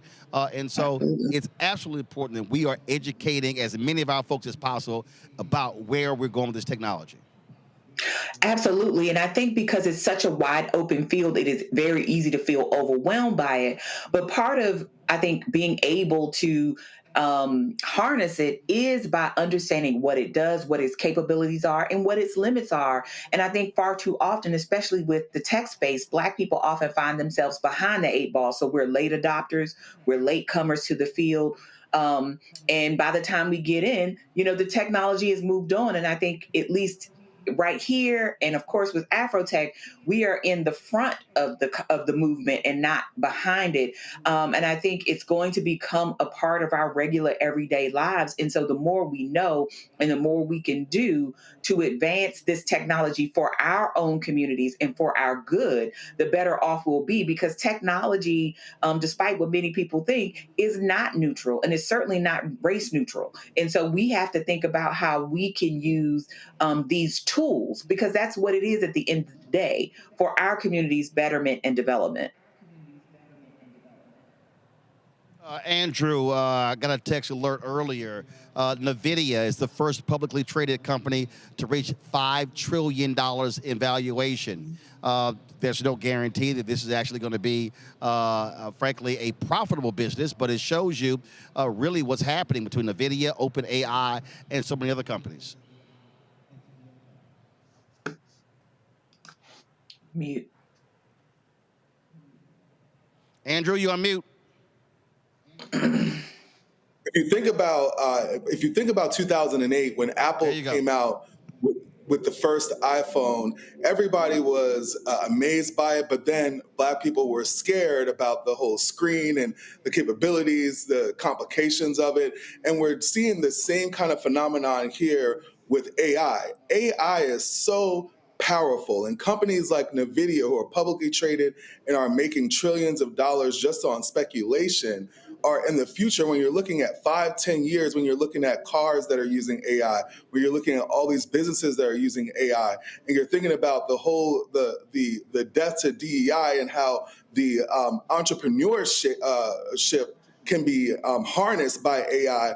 Black people really have to embrace this, because this is a new frontier. If you are a business owner, you have an idea and you place it into a chat GPT and you place it into a pilot, they can create ideas for you. They create business models for you. So for us, we don't even need mainstream anymore. AI has taken that away. We don't even need the mainstream jobs anymore, because we can create our own jobs, our own ecosystems with AI. So Afrotech being around, being able to educate people, because that's a lot of what it is with AI, is educating people on how to use it. And something that Stacey Abrams said that was so powerful was putting it into the wrong hands and how dangerous it can be. Right, and if we can educate our people on it, we can counter that dangerousness, and that our entire race is not left behind simply because we're afraid or told to be afraid of something that's so powerful and can be so effective and so positive for our community.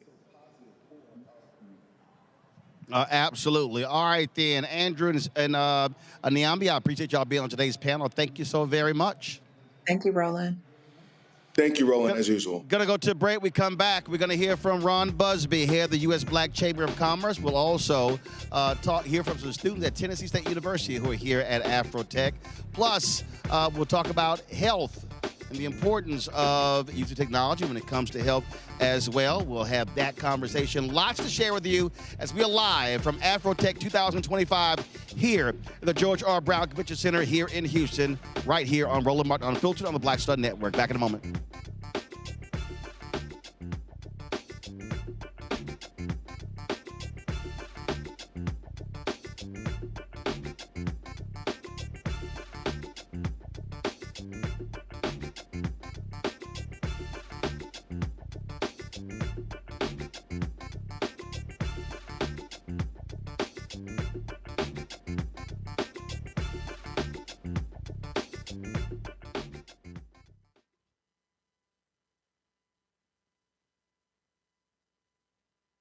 In the military, I gave orders, and they went a lot further than they do around here. If there's one thing I've learned as a mom and foster parent of more kids than I can count, investing in their future isn't a choice. In Richmond, I'll fight for Stafford's fair share for our schools. Smaller class sizes, better teacher pay, and more vocational training. I'm Stacey Carroll, and I'll fight to get our kids' future in order. Nicole Cole knows the cornerstone of a successful life starts here. Virginia Public Schools gave Nicole an excellent education. They helped her become a small business owner, family financial planner, mother, and community leader. Now, after 4 years on the Spotsylvania School Board, Nicole is running for delegate to meet the needs of all students. As our delegate, Nicole will fully fund our schools, raise teacher salaries, and help graduating students stay in our communities. Nicole Cole for delegate. For us, for our future. Josh Cole became a pastor and delegate to serve his community. That's why Josh is fighting to lower costs for families hurting from inflation and make sure we can all afford quality health care. But Sean Steinway has embraced his MAGA backers who support Trump's mass firing of federal workers and the MAGA plan to ban abortion with no exceptions. We deserve better than Sean Steinway. I'm Josh Cole, candidate for delegate, and I sponsored this ad. This is Reggie Rock Byford. You're watching Roland Martin, unfiltered, uncut, unplugged, and undamn believable. You hear me?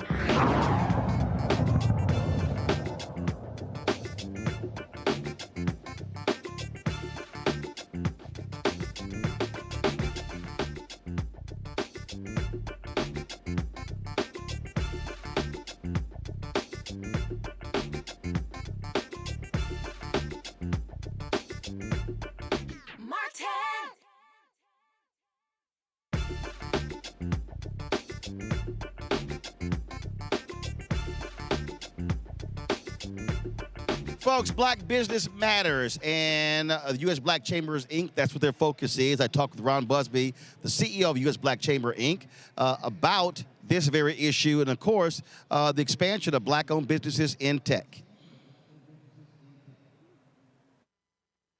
All right, Ron, we're here at Afrotech in Houston, and this has been an extremely difficult year economically for African Americans. More than 300,000 black women out of jobs.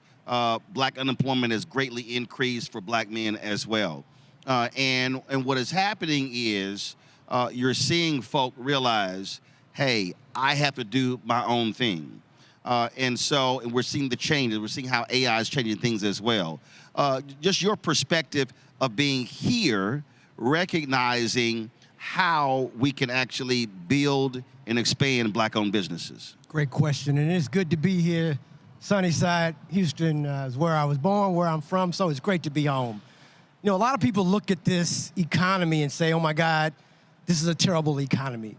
I'm always seeing the glass is overflowing.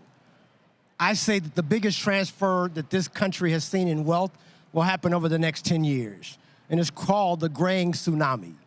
Folk like you and myself that have been in business for ourselves for years, who don't have necessarily a junior to pass it off to, a sibling, a spouse to pass it off to, they're now saying, what am I going to do with this business? We see Black Enterprise every year has their top 100 Black-owned firms, and every year 10% of those fall off, and we always ask ourselves, well, what happened to those firms? And if we've surveyed those and found out that the majority of those firms didn't go out of business because they were in the wrong business or didn't have the right acumen. They didn't have a succession plan. And so for many of the businesses and young entrepreneurs that are here today, I'm saying we should be looking at acquiring firms. Right. When I talk to corporate America, the federal government, and just people in general, they say, well, I want to start a business. What do you think I should do? And I'm saying you should do something that is already being done. Right. I understand that this is a tech conference, but technology runs in reference to everything that we do. Well, look, what you just said, so I can think back 20 years. I've spoken all around the world, and I've spoken at numerous Black Chambers of Commerce conferences, summits, and you name it. Mm-hmm. And whenever they ask me to speak, I get the program. And I go through the program, and consistently, M&A, mergers and acquisitions, is not on the agenda. I remember speaking, this is when Obama was president, Ray LaHood was Secretary of the Department of Transportation, and I gave a keynote speech. And a sister came up to me and she said, for the last 3 years, my partner and I, we're preparing our business to be sold. She said, after your speech, I called him and said, shut that down. We need to be buying. They never thought about acquisitions. And I think that's one of the biggest issues that for so many black businesses, if you say, hey, yeah, I want to start something, no. How about I go buy something that already exists and now elevate it, change it, do whatever, and it just keeps happening over and over and over again. A couple of things, that the reason why it's so much easier, and I talk to folk all the time, and they say, well, we don't have the size and the scale, and or we can't find you. And so the USBC is saying, well, one, we can create a platform that you can be found at buyblack.us, but more importantly, as it relates to size and scale, our firms aren't going to be able to grow quick enough, organically enough, to be able to take advantage of the opportunities that exist today. You can't be a John H. Johnson and Ebony and have Negro Digest, Ebony, Jet, and you grow that over 65 years. Exactly. You simply can't do it. And in fact, that's also a perfect example. John H. Johnson also passed on radio, was an early investor owner of a cable franchise, sold it. And then we see what happened when he passed away, what happened to the business. And so I have long said, I measure a great businessman or businesswoman not based on how they ran the business when they were alive, but how they left the business when they passed on. If we look at the billionaires in our community, the first one being my fraternity brother, Reginald Lewis, he didn't start a business, he bought a business. Right. We can even look at leverage buyout. Yeah, we can even look at Elon Musk. He never started anything, he acquired things. And so for our community, I think, especially the audience that we have here today, it is much a better growth pattern to look at acquiring. And the second thing is access to capital is the number one obstacle that we face. Well, if I'm trying to get capital from a bank and I'm trying to start a business with no revenue, no receivables, no history, it's going to be very difficult. But if I have a balance sheet from a previous company, I got history of revenue, I got employees, I got customers, a bank is going to look at that totally different than a startup. Yep. And those businesses that we're acquiring typically are going to be financed a lot easier. But we also have, when we say we have these access to capital conversations, I also think that has to be broadened because when I'm talking to different folks, they say we need access to capital. I go, no, we also need access to contracts. Exactly. Because, so I talk about where we are in this media business, in the black-owned media business. The reality is, built this, one sponsor, $350,000 my own money, 7 years later, been profitable for the last 5 years. But here's the biggest piece. I don't have debt. I don't owe anybody. And so I've had people say, well, you should do a raise. I said, okay, that's great. I can go out and raise money. The problem is, if the advertising contracts don't come, if the agencies don't spend and the brands don't spend, you're just going to burn that cash. And so that's why I also keep saying access to contracts to be able to grow a business. I think about Maynard Jackson when he said that, listen, they're providing city contracts, and he said to banks, you know they got a contract. I need you to give them a line of credit so they can actually float their business for 6 months. And so when we talk about access to capital, I think we have to add that piece. Yeah, you can get capital, but you also need contracts to build and grow your business. But understand this. We're in D.C. A lot of folk here talking about trying to get government contracts or state and local government contracts. The federal government is notorious for being a terrible payer. Yeah. They pay 6 months typical. Right. So if you're a small business and you don't have access to capital, but you get a contract, let's assume you get the contract January 1st and you don't get paid till June 15th, you best believe you're going to need some capital to be able to carry the float of the federal government. Yeah, absolutely. Yeah. Right. So it's a combination. We are going to need the contracts because after we talk about giving us all the access to information and technology, most people say the number one thing they want is an opportunity. Right. And once I get that opportunity, now I got to go fund it. And I want to make sure that we give you kudos for understanding that the access to capital starts with the individual owner. And so, you know, it's very interesting. I've had people come to me and they said, man, I think you're being too aggressive, you know, in calling folk out who don't spend money on black-owned media. I said, well, the numbers don't lie. I said, if $350 billion is being spent every single year and we're getting 0.5 to 1%, I said, I'm sorry, I'm not about to be ecstatic with that.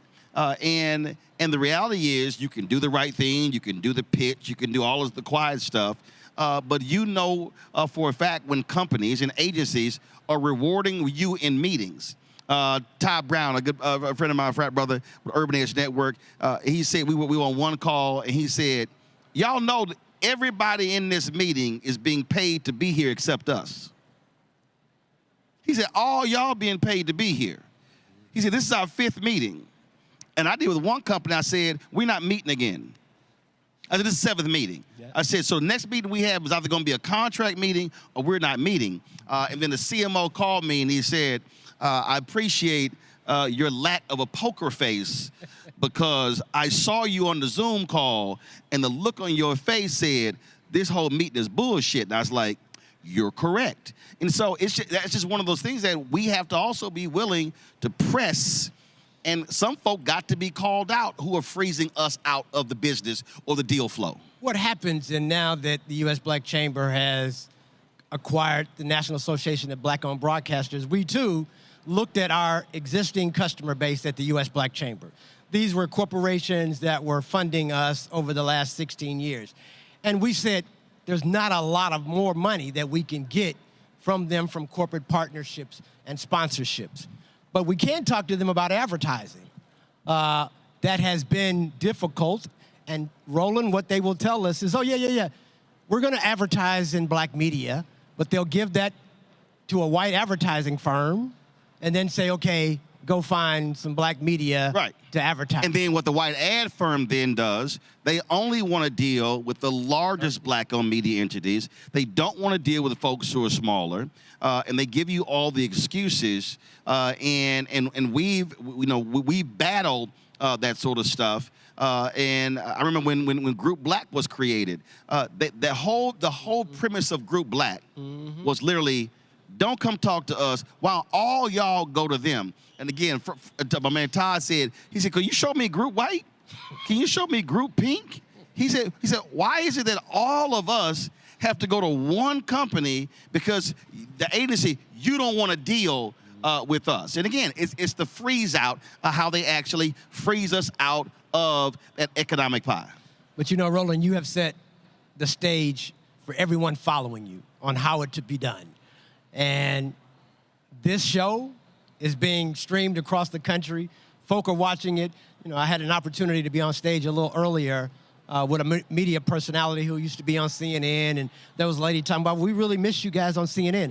And I was like, you can still find those same individuals just on different platforms, but you got to do a little bit of work. And when we do that work, mainstream America, mainstream media is starting to lose that audience. Oh, big time. And so now they are starting to say, okay, well, this economy is definitely out there. How can we now make sure that we're not going to lose going forward? And so understand that we applaud you for what you're doing. Obviously, you know about the U.S. Black Chamber's now relationship with Black radio, Black TV, and Black broadcasters. And so, man, again, thank you for what you're doing. You're making our lives a little bit easier to be able to tell our story. Well, we're just in a situation now where I talk about the ecosystem because if you do not have a place to get your story told, to control your narrative, then you're hoping and begging somebody else covers you. And that ain't going to happen now, especially what we see happening with linear television, with these broadcast networks, these cable networks. We see the explosion of podcasting and digital media. And so all these things are happening. But the last thing I want to talk to you about is, and I've been making this point as well, and I say this to black-owned media, even in other fields, we've also got to be say we got to stop operating in silos, meaning how do partnerships get formed? How do joint ventures get formed? When I started this, I went to every major black media company and not one wanted to partner. Now, what I'm doing, none of them do. So it wasn't like I was bringing something that you already do. And I said, you already have relationships, you already have advertisers, you already have the entire back end, but you're not doing this. Here's an opportunity for you to be able to sell additional units. And it was a variety of things. Well, no. And I was like, okay, I'm going to do this. Just letting y'all know. Yeah. But the whole point was we could get there faster if we were partnered. And that, to me, is also an issue that black firms have to recognize. You can still own your business, but you can create joint ventures, because if you as a singular individual can't compete, you as a singular can't compete, but the two of you together or adding two more can actually compete for that much larger contract. The other thing I want to talk about in reference to contracts, I want your audience to understand this, because a lot of people are concerned now that the federal government is walking back a lot of its diversity, equity, and inclusion. And so for the folk that are watching, understand that the federal government spends $960 billion a year.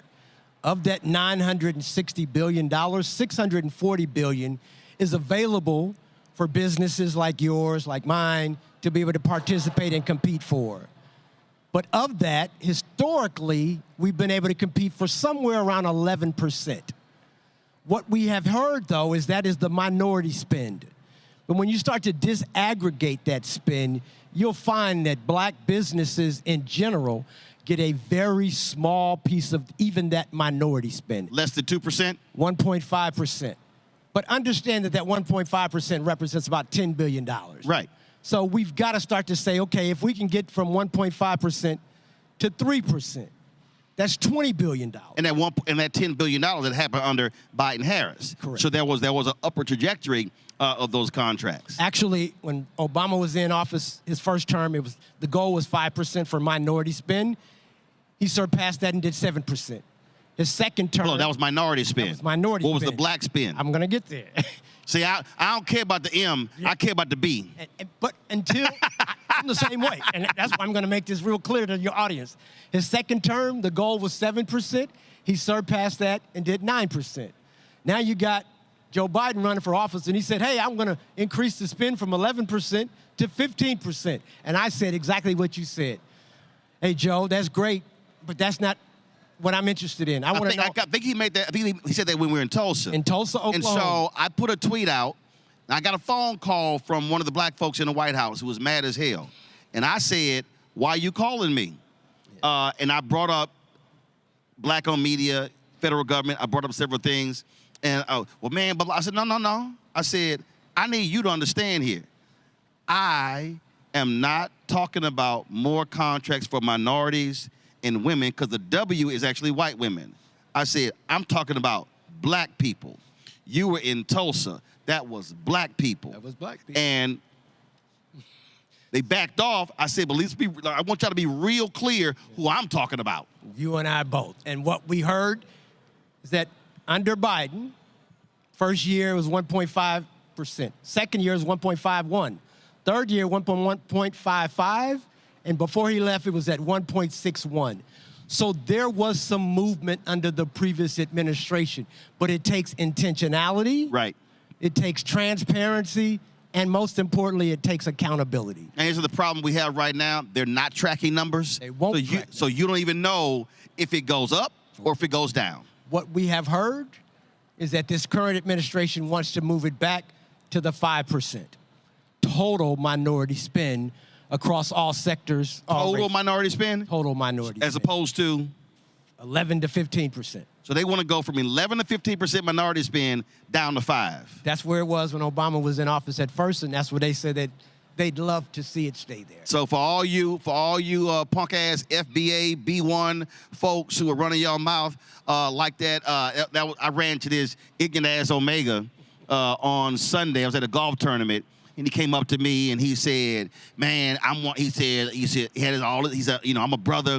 I'm an Omega. I'm one of the black men who voted for Trump. I never saw anything in my life change on the Democrats." I said, "Why not give him a shot?" And I just started lighting his ass up. I started laying out this issue, this issue, this issue. I went all the anti-black stuff. I said, and then I hit the DBA stuff. I said, you do know I said that, first of all, the 2 white men out of Indiana filed a lawsuit that the Trump folk told the judge they want to completely get rid of the federal DBA program. That Omega got real quiet. I said, so I'm confused. What the hell then were you voting for if they want to wipe out all of the contracts? I think many people just are following trends. And if somebody says something that's slick or someone that says something a little bit controversial. Yeah, he's like, well, wait, this stuff I need to know. I said, if your ass watched the show every day, you would know what the hell I'm talking about. Exactly. And I think you got, I hate to say it, you got young people talking to young people and that not experienced many of the challenges. And they say, well, nothing has changed in my life. They weren't here when things were difficult, so they never saw things getting any better. And they've never seen anything worse. Right. Many of them that are under 30 years old or under 40 years old have lived the majority of their life under a Democratic president. So yes, things have been good for them. But now they're seeing things disappear that their parents and grandparents have fought and worked for, and now they're gone, and they're saying, what happened? Yeah, that means that they all have to fight for it too. And then they will say, well, where are the leaders? And what are the leaders doing? And we're saying, well, wait a minute, what were you doing November the 6th when it was time to vote? Yeah. Either you didn't vote or you voted incorrect. Everybody has a role to play in this. Exactly. All right, Ron, we appreciate it. Thank you so much for having us, man. Thank you. And Scott Bolden, look at that. See, Scott, I let a capper on my show. I told y'all, it's a couple of y'all I let it happen. Appreciate you, Roland. Appreciate it. All right. All right, folks, next up, how do you go from the NAACP to involved in Silicon Valley? Well, Joteka Edie will tell us how she did that next right here on Roland Martin Unfiltered on the Black Star Network, live from Afrotech 2025 here in Houston at the George R. Brown Convention Center. Back in a moment.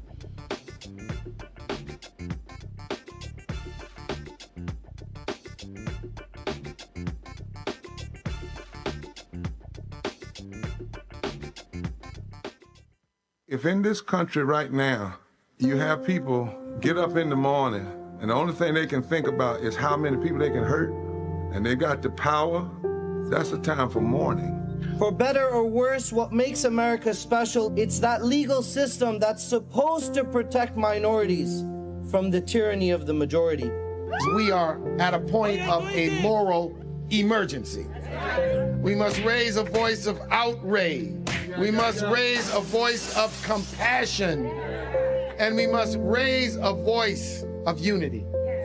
We are not in a crisis of party versus party. We are in a crisis of civilization, a human rights crisis, and a crisis of democracy itself. And guess what? You've been chosen to make sure that those that would destroy, those that would hate, don't have the final say, and they don't ultimately win. Hi, everybody. I'm Kim Coles. Hey, I'm Donnie Simpson. Yo, it's your man Deion Cole from Blackish, and you watch Roland Martin Unfiltered.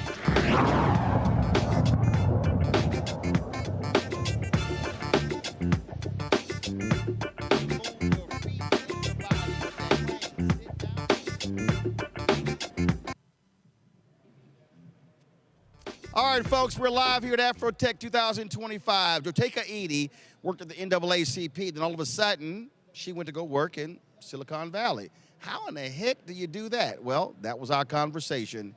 Here it is. All right, y'all, so I had to go ahead and break my shades out because my next guest, Sheila Hollywood, Joteka Edie, of course. So that's why, let me go ahead and break the shades out, you know, because whenever she come around, it's glitz and glam and all that good stuff. What's happening? How you doing? You know, go Gamecocks. Girl, don't start. So y'all need to understand, so we have a text message thread. And since my Texas A&M Aggies have been in the SEC, the school we have owned the most during football season are the South Carolina Gamecocks. So Joteka, Anton Gunn, Bakari Sellers. Who else is in that text thread? Christina Q. Christina Q is another brother who's in that thread. Oh my God, she says he's an alpha. Oh my God, what's his name? Oh, you talking about Mike? So they all Gamecocks, and so they've only beaten us twice in like 13 years. But L is an L. Like L is an L, but they've taken way more L's, and they talk a whole lot of trash in this thread. They've been real quiet this season, though. when you're 3 and 5, that's what happens. Well, you know what, Roland? Just watch the end of the season. Oh, I'm just letting you know. Let's see where things go. Let's see who's going to be in the SEC championship. When they come, we know y'all not. When they come to Kyle Field, we going to handle that business. So the thread is going to be probably a one-way thread that day. We are ready for it. You know, stop it.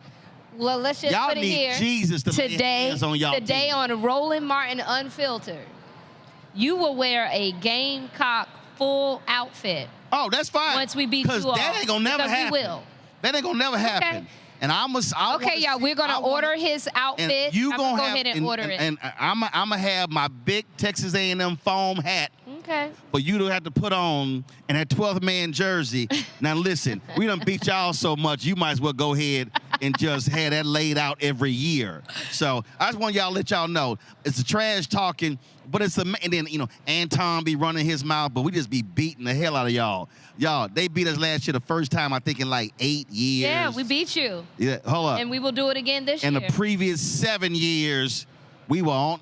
You know what people mostly remember? Didn't we go to y'all stadium People and drop remember the last game. Did we drop and like 60 what happened last year? Did we drop like 60 or 70 on y'all at y'all stadium? You took an L. Did we, like in y'all home stadium, we put like took an L. 70 on y'all. You took an L last year. They are 2 and 11. Took an L last year. Well, let me double check it. They are 2 and 11 since we joined the SEC. But you took an L last year. 2 and that's one of the 2.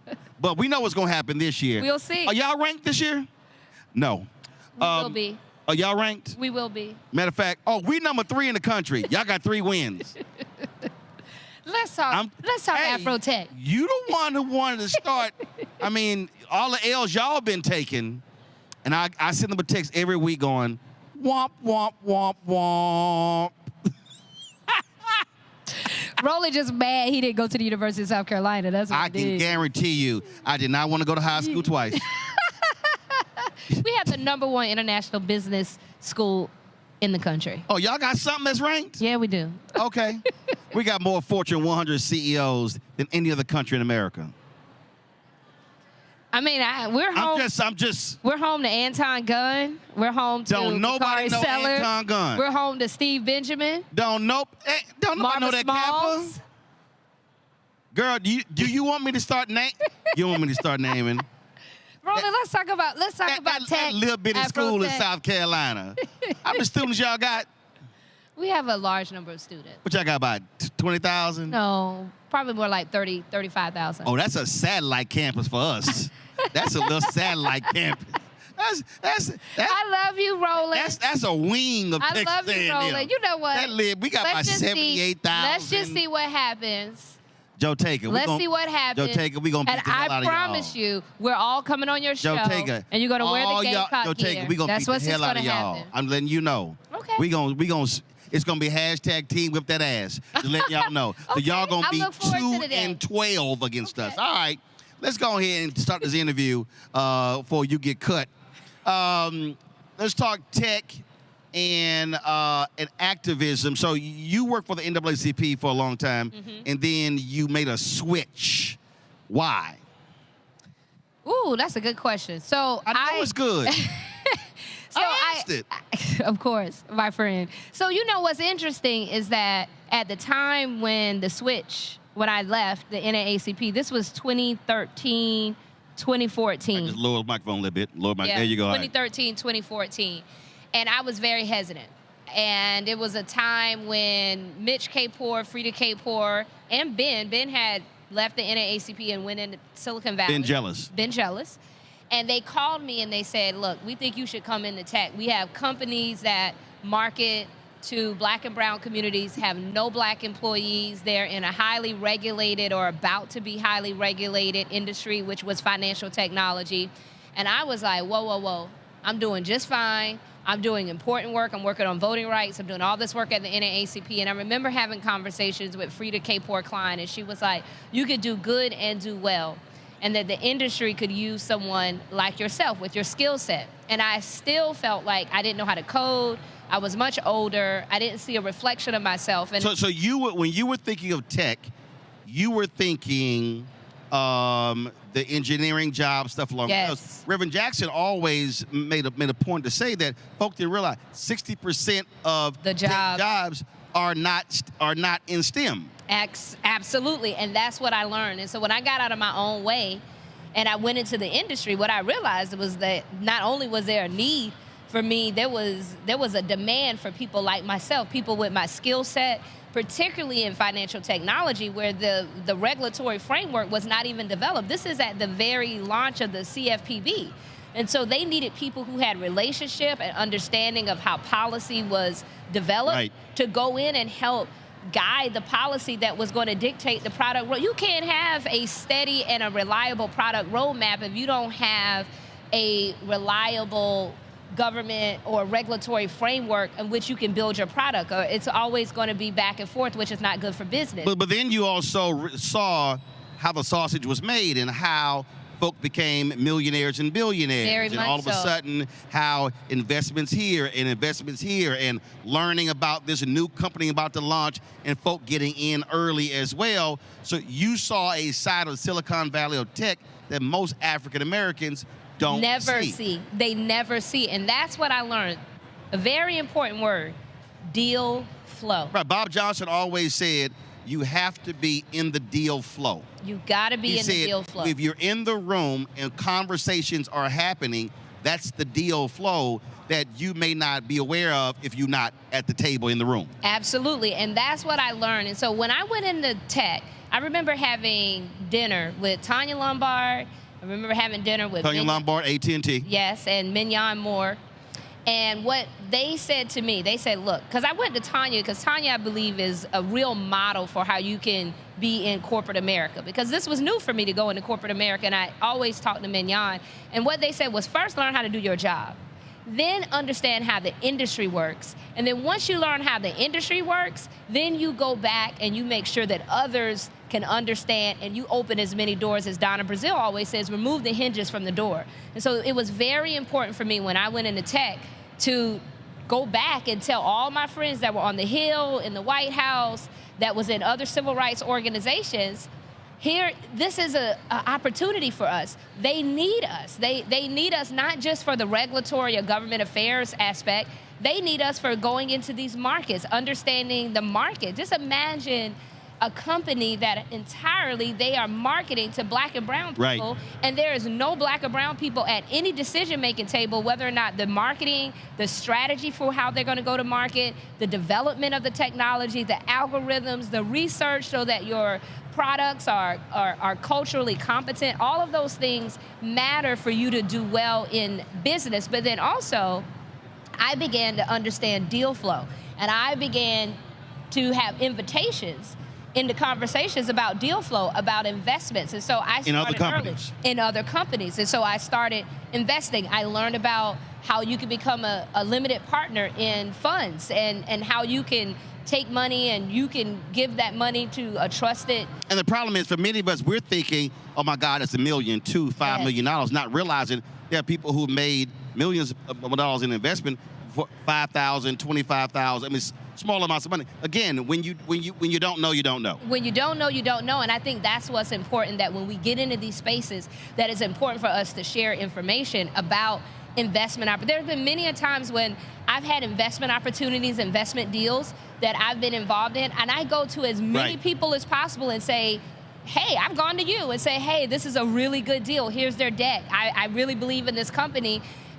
Minimum check is $10,000. A minimum check is $25,000. And I think we often think that we've got to have $1 million. Now, you do have to be an accredited investor. Right. In order to be an accredited investor in the United States by law, you have to have an income, I believe it's at least $250,000 a year as an individual, or you have to have a net worth, I believe, outside of any homes that you own of $5 million.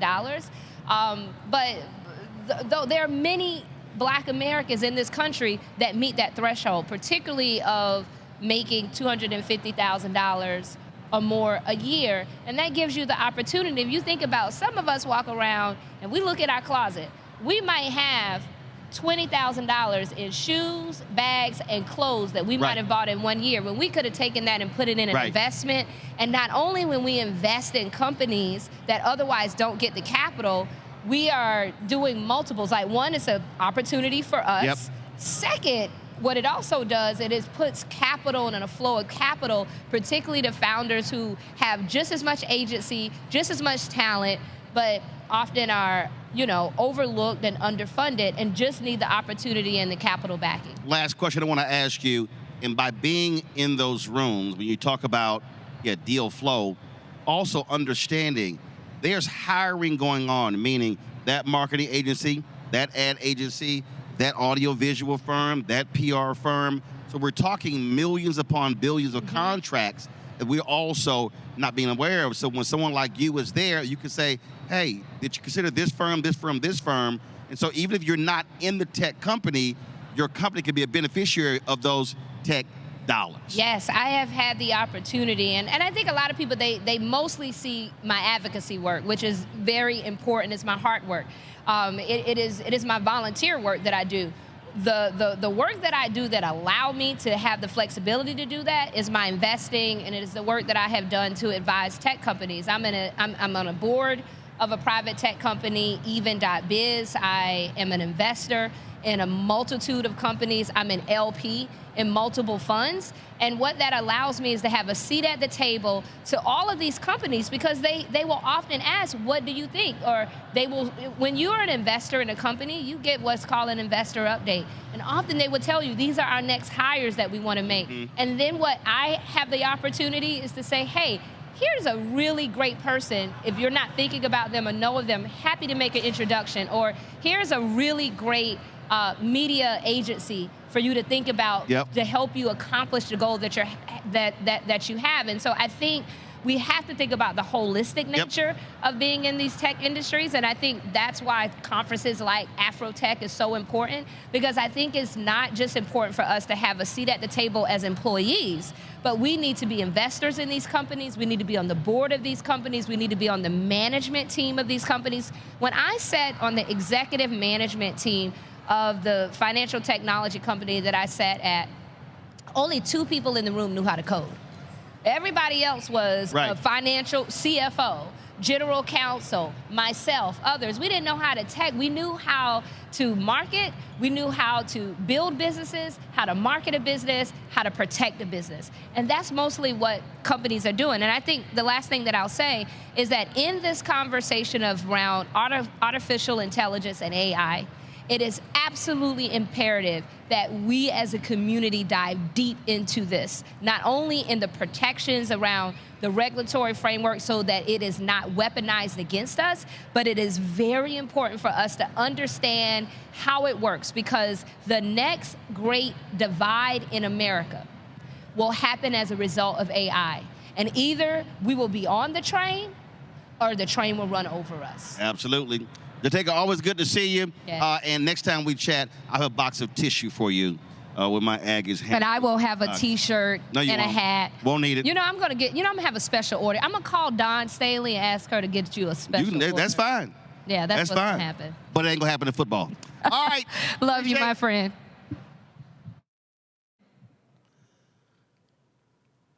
All right, y'all, before I go to break, earlier today, there was a sister. I was going back to the hotel to pick up something, and she saw me. She sprinted across the street. She said her grandmother watches me every day, and later, she FaceTimed my grandmother, and I had a chance to talk with her. And so check this out. Miss Nord, your granddaughter, first of all, the lens was dirty, so she's gonna be sending you a very fuzzy, foggy video. So I had to clean that thing off. Granny, you see how you doing me? So I didn't. My niece is right there. They'll tell you that ain't no different. So I had to sit here and go ahead and get it straight so you can have a clean video. So I appreciate you watching the show. Every night she said he be telling the real news. And she's right. She's absolutely right. She's absolutely right. So that's how. Yeah, you gotta start watching. Yeah. We only that every night, 5 days a week. Donate to you for 7 years. Yeah. So just saying. Should have known. All right. So and we doing a show live over there. Granny, tune in. So you can watch the show live. Yeah. Since you ain't never watched the show. She be telling me you gotta watch because he be doing the real news. Yes. Unfiltered. Yes, listen to your grandmama. All right, Granny. I did this for you. I ran across the street because I saw him. When she trying to say she almost got hit, run across the street. All right, you take care, keep watching. Her name was Jovi, so good to meet you. When we come back, we'll talk about technology and health. We'll also hear from some students from Tennessee State University who are here at Afrotech 2025. You're watching Roland Martin Unfiltered on the Black Star Network.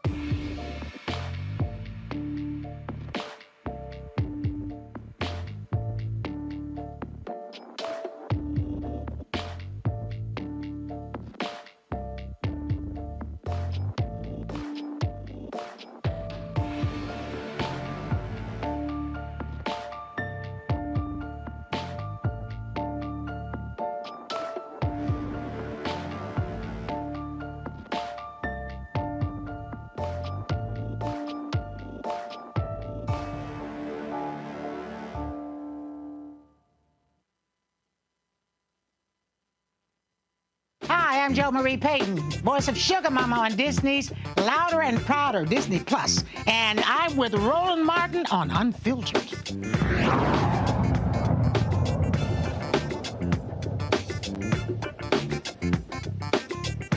To the center, we're here at Afrotech 2025.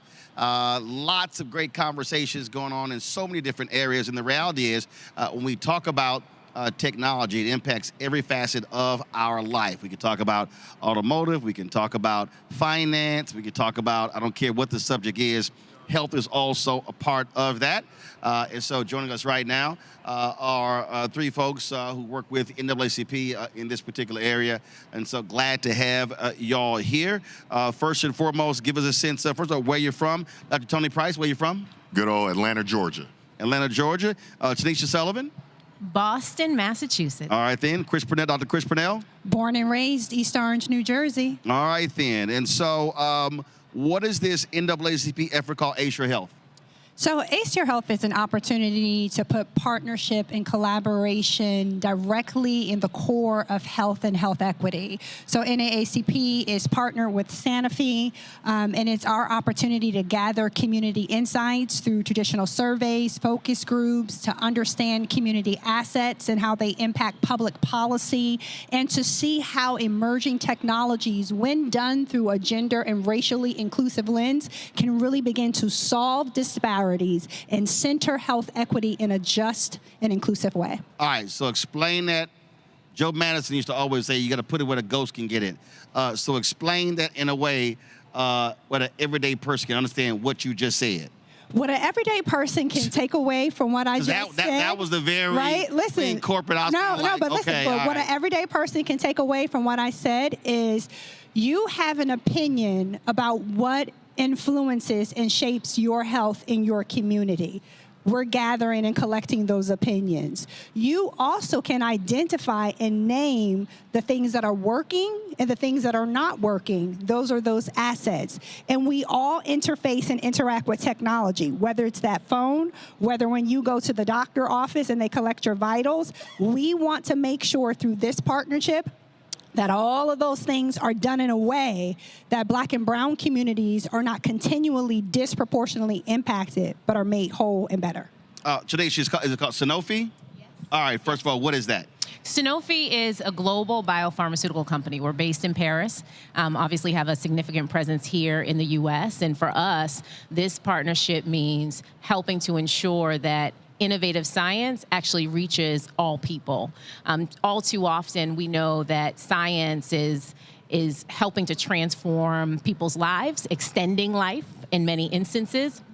But also, all too often, there are communities around the world who don't have access. And so this partnership is about helping to ensure that all people have So what is the access. partnership doing? Is it collecting data? Yeah. And if it's collecting data, then how many folks are you trying to reach? Give me a sense of that. Great question. So the data piece is just a piece of it. Certainly, we're collecting insights. We have a report that will be coming out at the end of this year, probably one of the largest of its kind, over 22,000 respondents here in the U.S. We look forward to releasing the insights from that report. But the other piece of it, one of the reasons why we're really excited about being here at Afrotech, is around technology and the intersection of technology and health, specifically how AI and machine learning can help improve health outcomes, can help close health disparities, and really empower people. That's what Dr. Chris was getting to. All too often when it comes to our health, our healthcare, it's the control, the power is put in someone else's hands. This is really about helping to ensure that everyday people have access to the information we need to take control of our own healthcare. But how does that happen, Doc? So okay, fine. So they're partnering with the NAACP. Okay, so somebody out there, okay, they've, so what is happening with, again, how many people are you trying to reach? How long?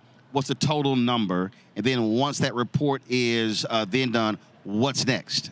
Right, awesome question. So we have reached over 22,000 people in this national survey that we've done. 22,000 people in the national survey? Yes, sir. Do you want to reach more, or is that where you're capping it at? So we are having continuous conversations. We are going coast to coast, having conversations with these different people in the communities where they live, learn, work, and play to understand what is important to them, right? Right. When we think about health assets, we think about what is making people healthier in their communities. We think about health disparities. What are some things that can be done in other communities to keep people from being disenfranchised where they live, right? All right, so once you gather all the, first of all, again, what number are you trying to reach? That's it. The survey and over how long? The survey is yeah, closed. the survey is closed, but the conversation is still going, Gotcha. right? So with the survey, you have that. Okay, now, what then happens with that data? And then what is the next piece to impact the folks who you talk to? So what's next? So as Tanisha was sharing, we're going to take that information and form a comprehensive report.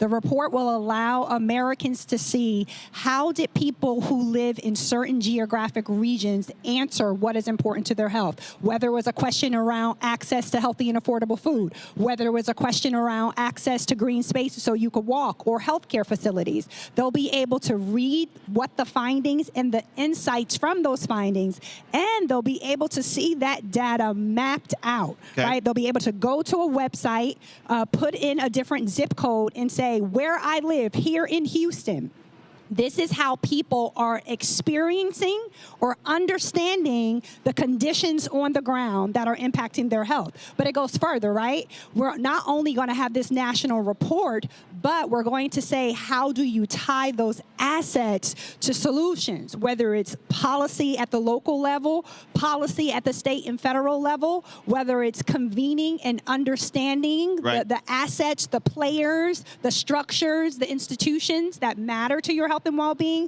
People are going to have their literacy improved, increased, and their advocacy strengthened. So who's doing that? Very good. So again, I get reports. There's a lot of reports. Yeah. No, definitely. And with the report, after that, then what's that next piece then being organized? Because at the end of the day, how does the report impact that first person who's watching or listening, the regular ordinary person who never took the survey? And so, again, what's that next thing? So I think there are a couple of things. I mean, one is certainly an individual agency. Again, helping people, community understand what's working, whether what's working in your community or what might be working in Detroit for someone who's in Flint. And being able to, one, scale the solutions that are working. The other piece, and I think this is a key lever in this relationship, is around the systemic change, the public policy. All too often, our communities are surveyed, to your point, and then reports sit on a shelf. One of the things that we are committed to doing is working together to identify public policy solutions that can help drive systemic and structural change. What does it look like for an organization, for a company like Sanofi, to partner with an organization like the NAACP to drive meaningful, lasting, sustainable change within communities? from a healthcare system, our healthcare system is one of the most complex in the world.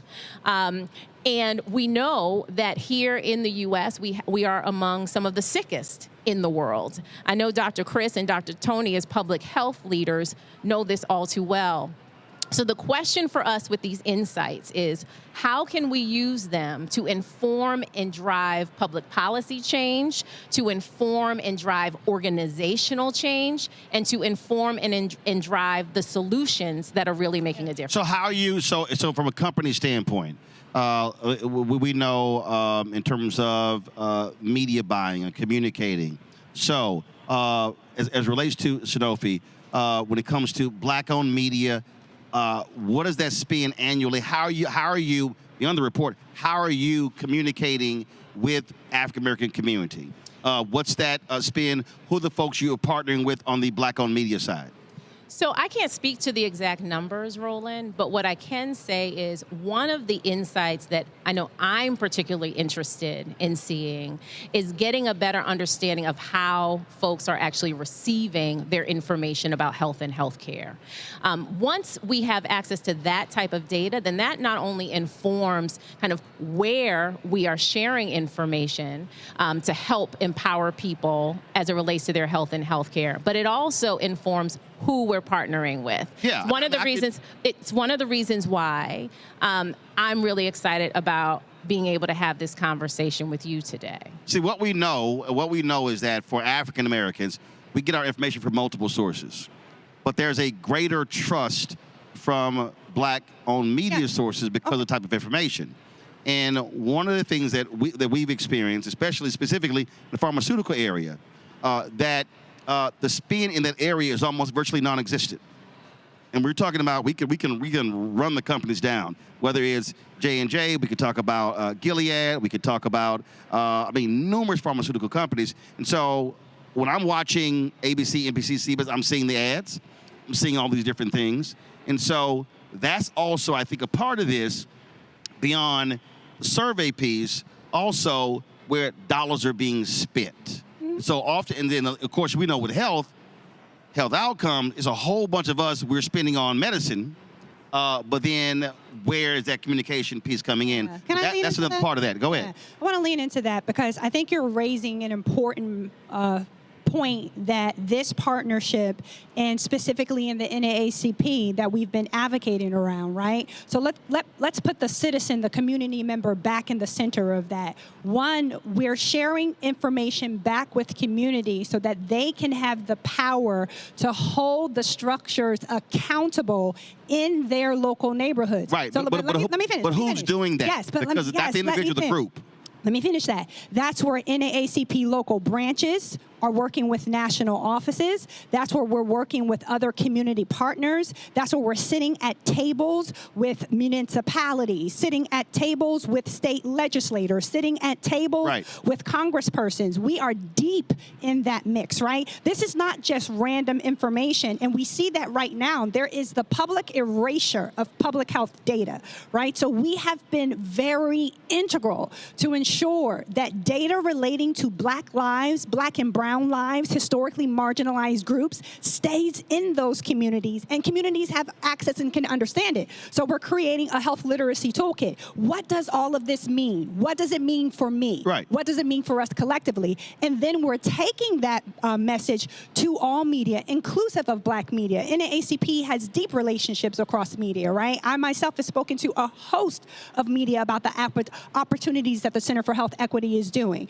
That's why we're having this conversation with you today. That's why we're at Afrotech. We're going to continue to take this to where the people are, where community culture is happening, and say, this is what you need to know about health and well-being, and let's advocate together. The thing, Dr. Price, again, we were talking about on this very issue. The reality is you cannot achieve public policy outcomes unless there is an organized and mobilized effort. And so having data is one thing, but doing something with it is another. Right. So one thing that I think we can all agree on is that it's really important to do science with community and not to community. So when we think about this Assure Health National Report, one thing that we are doing, and Dr. Chris alluded to this, is we are putting the information back into the hands of the people. When you think about what Tanisha said about whether we're in LA, we're in Detroit, we're in Atlanta, we're in Houston, wherever it is that we are going to make sure that the people have access to the information so they can go to their policymakers, their stakeholders, their shareholders to get this information, to have a voice to make change in their local communities. So when is this report going to be ready? The report will be published as of early 2026. We will have all of the data and the insights ready to share with the communities that participated, first and foremost, right? Because you never survey people and not take information back to them. And then two, to critical stakeholders, whether that's stakeholders in Black community, whether that's stakeholders who are in policy and elected spaces, whether that's stakeholders in industry, right? And so we have a very well thought out plan and strategy how to ensure that we don't widen gaps. And there are huge gaps around data. And that's why we're here today. We believe that Afrotech in and of itself is an engine. Right? It is a vehicle by which to access doers in this space, in the health and technology space, to help us shuttle out information and think about how we use this information more effectively. But then how do we build? How do we share power? How do we co-design? How do we collaborate? And how do we partner in a way that at the end of the day is going to save lives? Look, I'm a public health physician. I can quote the stats for you. Black people live sicker and die sooner than many other people in this nation. And the only way that we're ever going to solve that is when Black people are at the center of owning the operations, owning the structures, owning the process to create the policy. And this is what this partnership is exemplifying. You put the NAACP, a historic cultural, civic institution with a powerful global healthcare company that said that people are priority, and change happens. All right. Well, we'll look forward to the report. Thank you very much. Folks, we'll be right back. Roland Martin Unfiltered right here in the Black Star Network, live from Afrotech here in Houston. Back in a moment.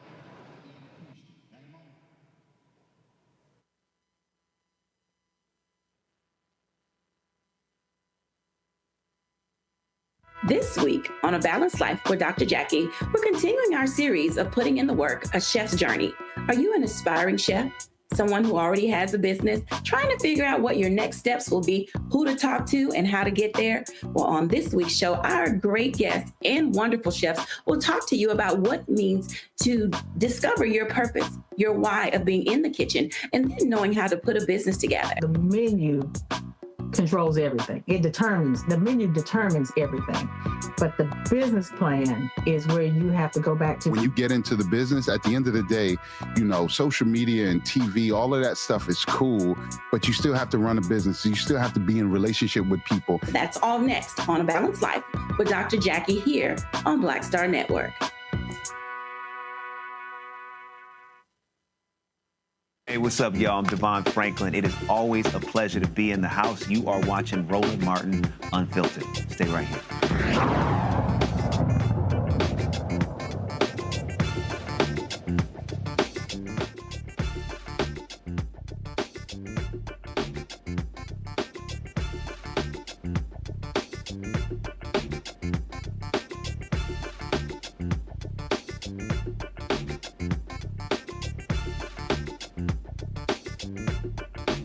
Hey, folks, so earlier today, we met some students from Tennessee State University, and they were walking around, took a couple of selfies with them. That's why I said, hey, why don't y'all come on back, and let's chat about why y'all are here at Afrotech.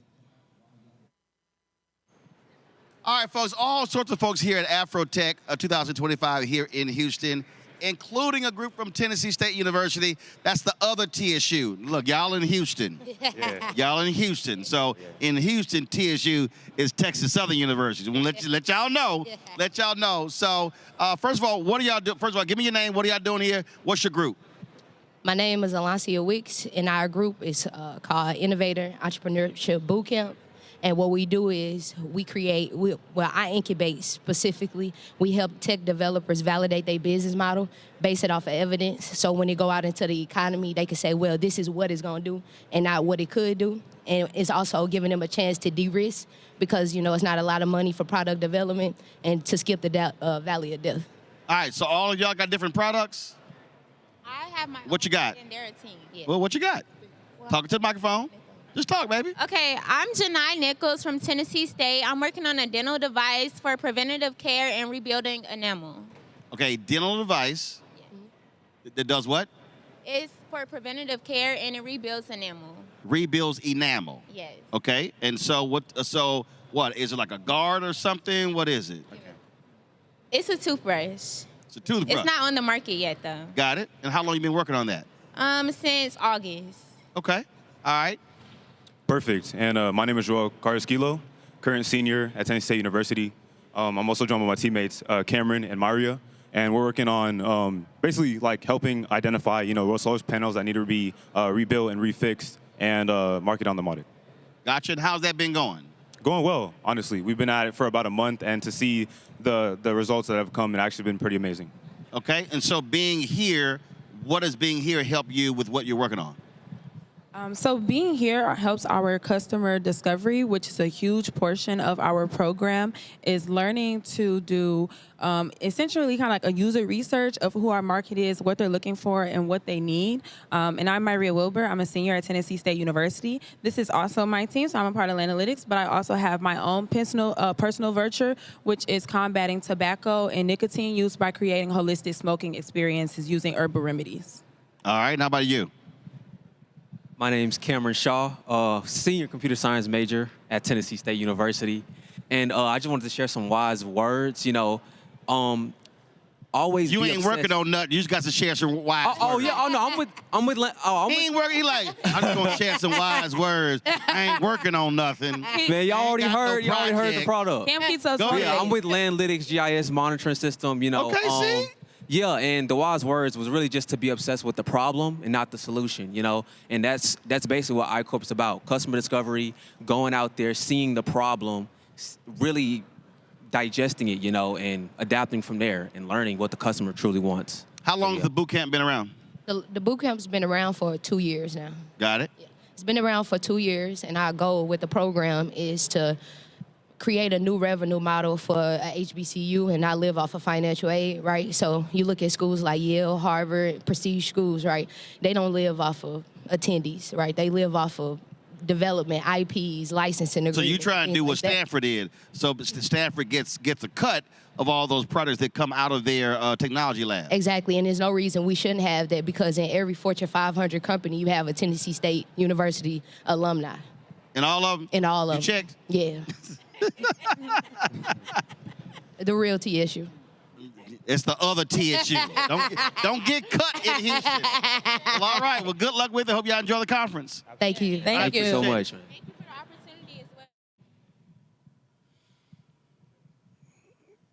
All right, folks, great conversations here at Afrotech in Houston. So we're going to be broadcasting here live tomorrow. We're going to be live streaming several events from the main stage, so you don't want to miss that. And then, of course, we're talking to more folks here as well. And so that's it for us today. Folks, don't forget if you want to support the work that we do, join our Bring the Funk fan club. If you want to give via Cash App, use the Stripe QR code. You see it right here in the bottom left-hand corner. PayPal is R Martin Unfiltered. Venmo is RM Unfiltered. Zelle, Roland at RolandSMartin.com, Roland at RolandMartinUnfiltered.com.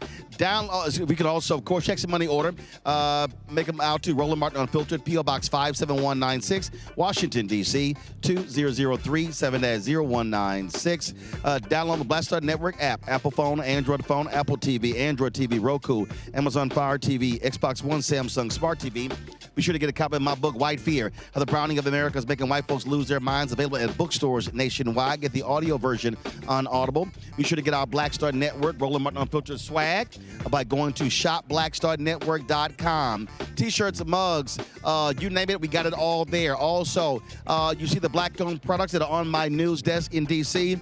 All of those products you can get at shopblackstarnetwork.com. Skincare products, you got relishes, sauces, crossword puzzles, backpacks, all sorts of things. Go to shopblackstarnetwork.com, shopblackstarnetwork.com.